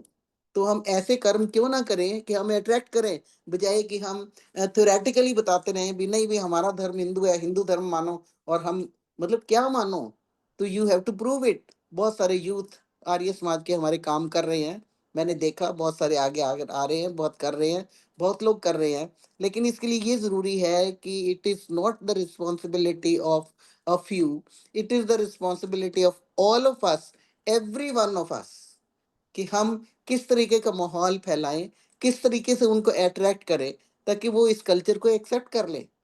मैंने तो बहुत देखा है, मेरे घर में एक मेड आई थी, मुस्लिम थी, तो मैंने उसे कहा, कहती है मैं मुसलमान हूँ, आपको बुरा तो नहीं लगेगा। मैं क्या, क्यों बुरा लगेगा, ठीक है ना। तो कहती है आप हवन करते हो ना, मुझे अच्छा लगता है। वो मेरा हवन का सामान लगा देती थी, और हवन को ऐसे श्रद्धा से हाथ धो के हवन कुंड उठा के फिर उसमें रखना, समिधा लगानी, प्लेटें लगानी। तो मतलब हम उनको इस तरीके से अट्रैक्ट भी तो कर सकते हैं ना। तो हमारा ये, मैंने एक बार पीछे फंक्शन हुआ था स्वामी श्रद्धानंद जी का, तो उसमें मैं बोली थी, मेरा पूरा पूरा प्रवचन हुआ था, उसमें मैंने यही कहा था कि हम सब एक्सेप्ट करें, इस ड्यूटी ले लें कि हमने भी मतलब 5 को, 10 को, 15 को, 20 को अपनी तरफ अट्रैक्ट करके उनको वैदिक कल्चर सिखानी है। तभी हम ये लव जिहाद से बच सकेंगे, तभी हम क्रिश्चियनिटी के उससे बच सकेंगे। लेकिन सिर्फ इसी बात पे हम लड़ पड़े भी नहीं हम तो हिंदू हैं, तुम मुसलमान हो, तुम क्रिश्चियन हो, नहीं, ऐसा ना कहो। ऐसे ये कहो कि मतलब ऐसा देखो कि हम क्या कर रहे हैं, ताकि वो अट्रैक्ट हो, वो भी ऐसा करे। मैं इस तरीके की परसुएशन में विश्वास रखती हूँ, लड़ाई झगड़े में विश्वास नहीं रखती। और लोग ठीक है जाते हैं, बहुत बहुत ज्यादा मतलब अंधविश्वास तो है ही है ना, हिंदुओं में बहुत ज्यादा है। वो अभी भी जाते हैं, वो साईं बाबा के उस उधर कितना चढ़ावा चढ़ता है, कितना सोना पड़ा हुआ है। और साईं बाबा की असलियत सबको पता लग गई कि ही वॉज ए मुस्लिम, और वह ही वॉज ए चोर, और उसने मतलब क्या क्या नहीं किया था। लेकिन जो भी किया उसने फिर बाद में अपने आप को एक अच्छे काम के लिए कन्वर्ट कर लिया, दैट इज ओके। लेकिन देखो बाकी लोग उसको अंधविश्वास से फॉलो कर रहे हैं, अच्छे गुण तो कहीं से भी मिले तो ले लो, मैं ये एक्सेप्ट करती हूँ। तो हम अपने कर्मों पे ध्यान करें। और जहाँ तक जातिवाद का सवाल है, वो तो इसमें कोई शक ही नहीं कि जातिवाद से नोबडी इज ब्राह्मण, क्षत्रिय, वैश्य और शूद्र by birth, it is only by कर्म। जैसे कर्म करोगे, अगर एक शूद्र भी अच्छे कर्म करके उच्च उच्च क्लास का ब्राह्मण बन जाता है, आई मीन ज्ञानी बन जाता है, तो वो ब्राह्मण है। ब्राह्मण का मतलब ये नहीं कि जो ब्राह्मण घर में पैदा हुआ और कर्म एक भी उसका ब्राह्मण का ना हो, वो ब्राह्मण नहीं है। आजकल बहुत जागृति फैल गई है, तो let's be hopeful, everything is not lost yet. बस जरूरी ये है कि जैसे उषा जी ने कहा कि हम वेदों को पढ़ते तो हैं लेकिन मनन नहीं करते। तो ये मैं बहुत बार, हर बार कहती हूँ कि हम जो करते हैं हम उसका मनन भी करें, उसको अपनाएं, उसको जीवन में धर्म धारण करें। धर्म का मतलब है धारण करना, हम उसको धारण करें। जो उसको धारण करेंगे ना, तो कहते हैं अगर कोई फूल खुशबू वाला हो ना, तो उसको जाके बताना नहीं पड़ता भी मुझे ले लो, मैं खुशबू आ रही है। लोगों को दूर से उसमें से खुशबू आ जाती है और वो फूल की तरफ अट्रैक्ट होते हैं। अपने कैरेक्टर को, अपने चरित्र को, अपनी पर्सनैलिटी को उस तरीके से फ्रेग्रेंट बनाइए, उस तरीके से एरोमेटिक बनाइए कि उसमें से एरोमा एक ऊज करे, और वो एरोमा को देखने के लिए, सुनने के लिए, सूंघने के लिए लोग नजदीक आए और आपकी बातों सुने और अच्छा लगे। पता लग गई अच्छा आज उसने बोलना है, तो लोग भागते आए। आज उसने, अच्छा वो ये काम कर रहा है, मतलब you have to be practical about it, you have to do things yourself, only that people will follow. तो परसुएशन से, प्यार से हम ये करें। बहुत, मैंने आज भी अखबार में पढ़ा कि वहां पे सुबह सुबह ही पढ़ लिया कि कहाँ पे था कि होटल में, तो उसका जो मालिक था उसने, वो भी मुसलमान था, उसने नाम हिंदू रखा हुआ, काम करने वालों को भी वो मुसलमान थे, उनको हिंदू का नाम रख दिया। तो ये नाम नूम रखने से मतलब झूठ तो फैला ही रहे हैं। तो लेकिन इसका ये मतलब है कि हम उनको अपनी तरफ अट्रैक्ट करें, इस तरीके से करें कि हर आदमी की, हर आर्य समाज जी की, आर्य का मतलब है श्रेष्ठ पर्सन, आर्य का मतलब है जो वैदिक कल्चर में विश्वास करता है, हर आदमी अपनी ड्यूटी समझे। Every individual should have the right and the duty to accept it and do it and to attract others to our culture, to our sanskriti, to our Vedic culture, वैदिक संस्कृति, ताकि सारा संसार कृणवंतो विश्व मारियम should be our goal. Let me sum it up like this. And इसके लिए सबको अपनी अपनी आहुति डालनी पड़ेगी, सबको सतर्क रहना पड़ेगा। तो इसके लिए ठीक है, आपको ऑफ कोर्स भजन से उन्होंने शुरू किया कि वेद स्वाध्याय सत्संग करते रहो, एक दिन प्राप्त सद्ज्ञान हो जाएगा, शांति होगी, परम भ्रांति मिट जाएगी, पाप तापों का अवसान हो जाएगा। फूल ज्यों ही खिला, बाग सुरभित हुआ, मस्त भंवरों की आने लगी टोलियां, सद्गुणों की सुगंधि फैलाते चलो, सारी जगती में सम्मान हो जाएगा। तन से सेवा करो, मन से सद्भावना, धन से हरिए दुखी दीन की दीनता, करिए संतुष्ट भगवान के भक्तों को, तुमसे संतुष्ट भगवान हो जाएगा। एक वो कहानी है ना लोहार की, एक लोहार था, उसके पास दूत आया भगवान का भेजा हुआ, उसने कहा भी लोहार तेरा अब यहाँ पे टाइम खत्म हो गया है, तू चल, मैं तुझे लेने आया हूँ। वो कहता है मैं चल तो पढ़ूं, लेकिन इस गांव में और कोई लोहार नहीं, फसलें तैयार होने वाली हैं, तो उनकी फसलों को कौन काटने के लिए, कहाँ से वो कुल्हाड़ी और ये काटने के लिए हथियार कहाँ से लाएंगे, तो इतने लोगों का नुकसान हो जाएगा, मुझे थोड़ा सा टाइम और दे दो। तो उसने कहा ठीक है, तुम्हें 1.5-2 साल और दे दिए, और वो चला गया।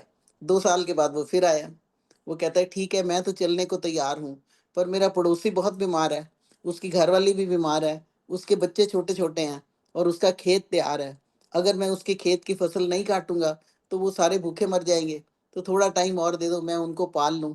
तो उसने कहा ठीक है चलो, तुझे 2 साल और दिए। इसी तरह करते करते करते करते उसको 30 साल और मिल गए, और वो काम करता रहा, लोगों की सेवा करता रहा। फिर आखिर में जब वो बूढ़ा हो गया, तो उसने कहा भी भगवान अब तू मुझे ले जा, अपने दूत को भेज। तो जैसे ही वो दूत आया, तो उसने कहा ठीक है, तो मैं चलने को तैयार हूँ, लेकिन भगवान ने कहा, लेकिन मुझे कहता है स्वर्ग में भेजना। तो भगवान ने कहा तू तो ऑलरेडी स्वर्ग में है, जिसने जिसने तूने इतने लोगों को सुख दिया है, तू तो ऑलरेडी स्वर्ग में है। तो इससे अच्छा और स्वर्ग क्या होगा? तो स्वर्ग यही है कि हम लोगों की सेवा करें, हम उनको गलत रास्ते से हटा के अच्छे रास्ते पर लाएं, हम उनको सुमार्ग दिखाएं, हम उनको आर्य संस्कृति और वेदों का अनुयायी बनाएं। इसी पे हमारी हिंदू इसी तरीके से बच सकेगा, इसी तरीके से हमारी आर्य सभ्यता बच सकेगी। इसी के साथ मैं सभी भजनों का बहुत ज्यादा अनुमोदन कहते हैं, क्या कहते हैं, मतलब बहुत ज्यादा प्रशंसा करती हूँ। बहुत सुंदर भजन बोले, और वो कविता भी लास्ट में उन्होंने बहुत सुंदर बोली भी, भगवान अगर तू यहाँ नहीं तो कहाँ नहीं, मतलब यू आर एवरीवेयर। तो इट्स एन एस्टैब्लिश्ड फैक्ट। सभी ने अपने भजनों में अपने सुंदर भावों को सुंदर स्वर से भजन के रूप से व्यक्त किया। I should put it like this. मैंने ठीक हिंदी बोल लिया ना, फर्स्ट क्लास। इसी के साथ मैं सभी का पुनः धन्यवाद करती हूँ, और उषा जी का विशेष धन्यवाद। उषा जी कहती हूँ तो मैं भी, क्योंकि उषा जी हूँ तो मुझे लगता है भी मैं तो ऐसी नहीं हूँ, ये तो बहुत अच्छे हैं। तो मुझे बहुत अच्छा लगा सभी का सुन के। जतिंदर जिनको लॉट्स ऑफ आशीर्वाद, एंड ही में prosper and progress like this. मैंने इनकी भजन श्रृंखला उठावली वाले वो भी सुनी। बहुत सुंदर आपने प्रदर्शन किया है। बने रहो। God bless everyone. God bless Arya Samaj. God bless our Hindu culture. God bless our India, our Bharat. ओम शांति। ओम। बहुत बहुत धन्यवाद आदरणीय मैडम उषा चित्कारा जी। बहुत सुंदर इंग्लिश का आपका विषय होते हुए भी आप अच्छी हिंदी और संस्कृत के भी बहुत सारे मंत्रों को बहुत अच्छे प्रकार से आप बोलते हैं। तो बहुत बहुत धन्यवाद इतने सुंदर स्वाध्याय और इतने बढ़िया तरीके से अपनी बात को रखने के लिए। आइए, अब कार्यक्रम का समय बहुत आगे बढ़ चुका है। आदरणीय मृदुला जी अगर उपस्थित हैं और संभव हो तो, वैसे समय तो ज़्यादा हो गया है अभी, मैंने उनको पहले कहा था, इसीलिए एक बार आएं और हमें ओम आशीर्वाद दें, और फिर हम शांति ओम पाठ करेंगे। ओम एक ही वाक्य में मैं समापन करूंगी कि अति उत्तम और प्रेरणादायी। और इसमें उषा जी, दोनों उषा जी, और जो संचालक है वो तो है ही है, उसको तो सैल्यूट है। तो ईश्वर आप हम सबको ऐसा चिंतन दे। मैंने उसमें चैट बॉक्स में लिखा था, उनका प्रस्तुति मुझे बहुत ही व्यवस्थित लगती है, उनकी मुझे बहुत अच्छा लगता है, मेरी बहुत प्रिय हैं वो। तो इसलिए दोनों उषाओं को और उषा सूद माता जी तीन उषा है हमारे पास। तो तीनों उषा हमें प्रकाश देने वाली, सूर्य की किरणें हमें प्रकाश देने वाली उषा काल में सदा सुखी रहें, स्वस्थ रहें, प्रसन्न रहें। ओम। धन्यवाद। बहुत बहुत धन्यवाद। आइए अब शांति पाठ करके आज के कार्यक्रम का समापन शांति करें। पाठ मैं कराऊंगी। हाँ जी, कराएं। ओम देव शांति अंतरिक्षम शांति पृथ्वी शांतिरापः शांतिरोषधयः शांति वनस्पतयः शांतिर्विश्वे देवा शांति ब्रह्म शांति सर्वं शांति शांतिरेव शांति सा शांतिरेधि। ओम शांति शांति शांति। जब हम घोषणाएं करते हैं, जय घोष करते हैं, तो विशेष ध्यान रखें कि जिनके लिए जय घोष कर रहे हैं उनका मान सम्मान हमारे मन में और हमारे आचरण में होना चाहिए। बोलिए सच्चिदानंद भगवान की जय हो। सत्य सनातन वैदिक धर्म की जय हो। जय महर्षि देव दयानंद की जय हो। जय गुरुवर विरजानंद की जय हो। जय मर्यादा पुरुषोत्तम भगवान श्री रामचंद्र जी की जय हो। योगी राशि कृष्णचंद्र जी की जय हो। जय सभी संतों, महात्माओं, विद्वानों, विदुषियों, ऋषियों, ऋषिकाओं की जय हो। जय भारत माता की जय हो। देश और धर्म पर बलिदान होने वाले, देश और धर्म की रक्षा करने वाले वीर और वीरांगनाओं की जय हो। जय गौ मृदुला जी माता की का जय हो। पालन हो, रक्षा हो। आर्य समाज अमर रहे। वेद की ज्योति जलती रहे। सत्य की ज्योति जलती रहे। किरणवंतो विश्वमार्यम। प्राणियों में सद्भावना हो, विश्व का कल्याण हो। प्रणव ध्वनि ओ। सभी को सादर वैदिक नमस्ते जी। सभी को सादर नमस्ते। नमस्ते। राजलक्ष्मी माता जी नमस्ते। सभी को सादर नमस्ते जी। नमस्ते। राजलुथरा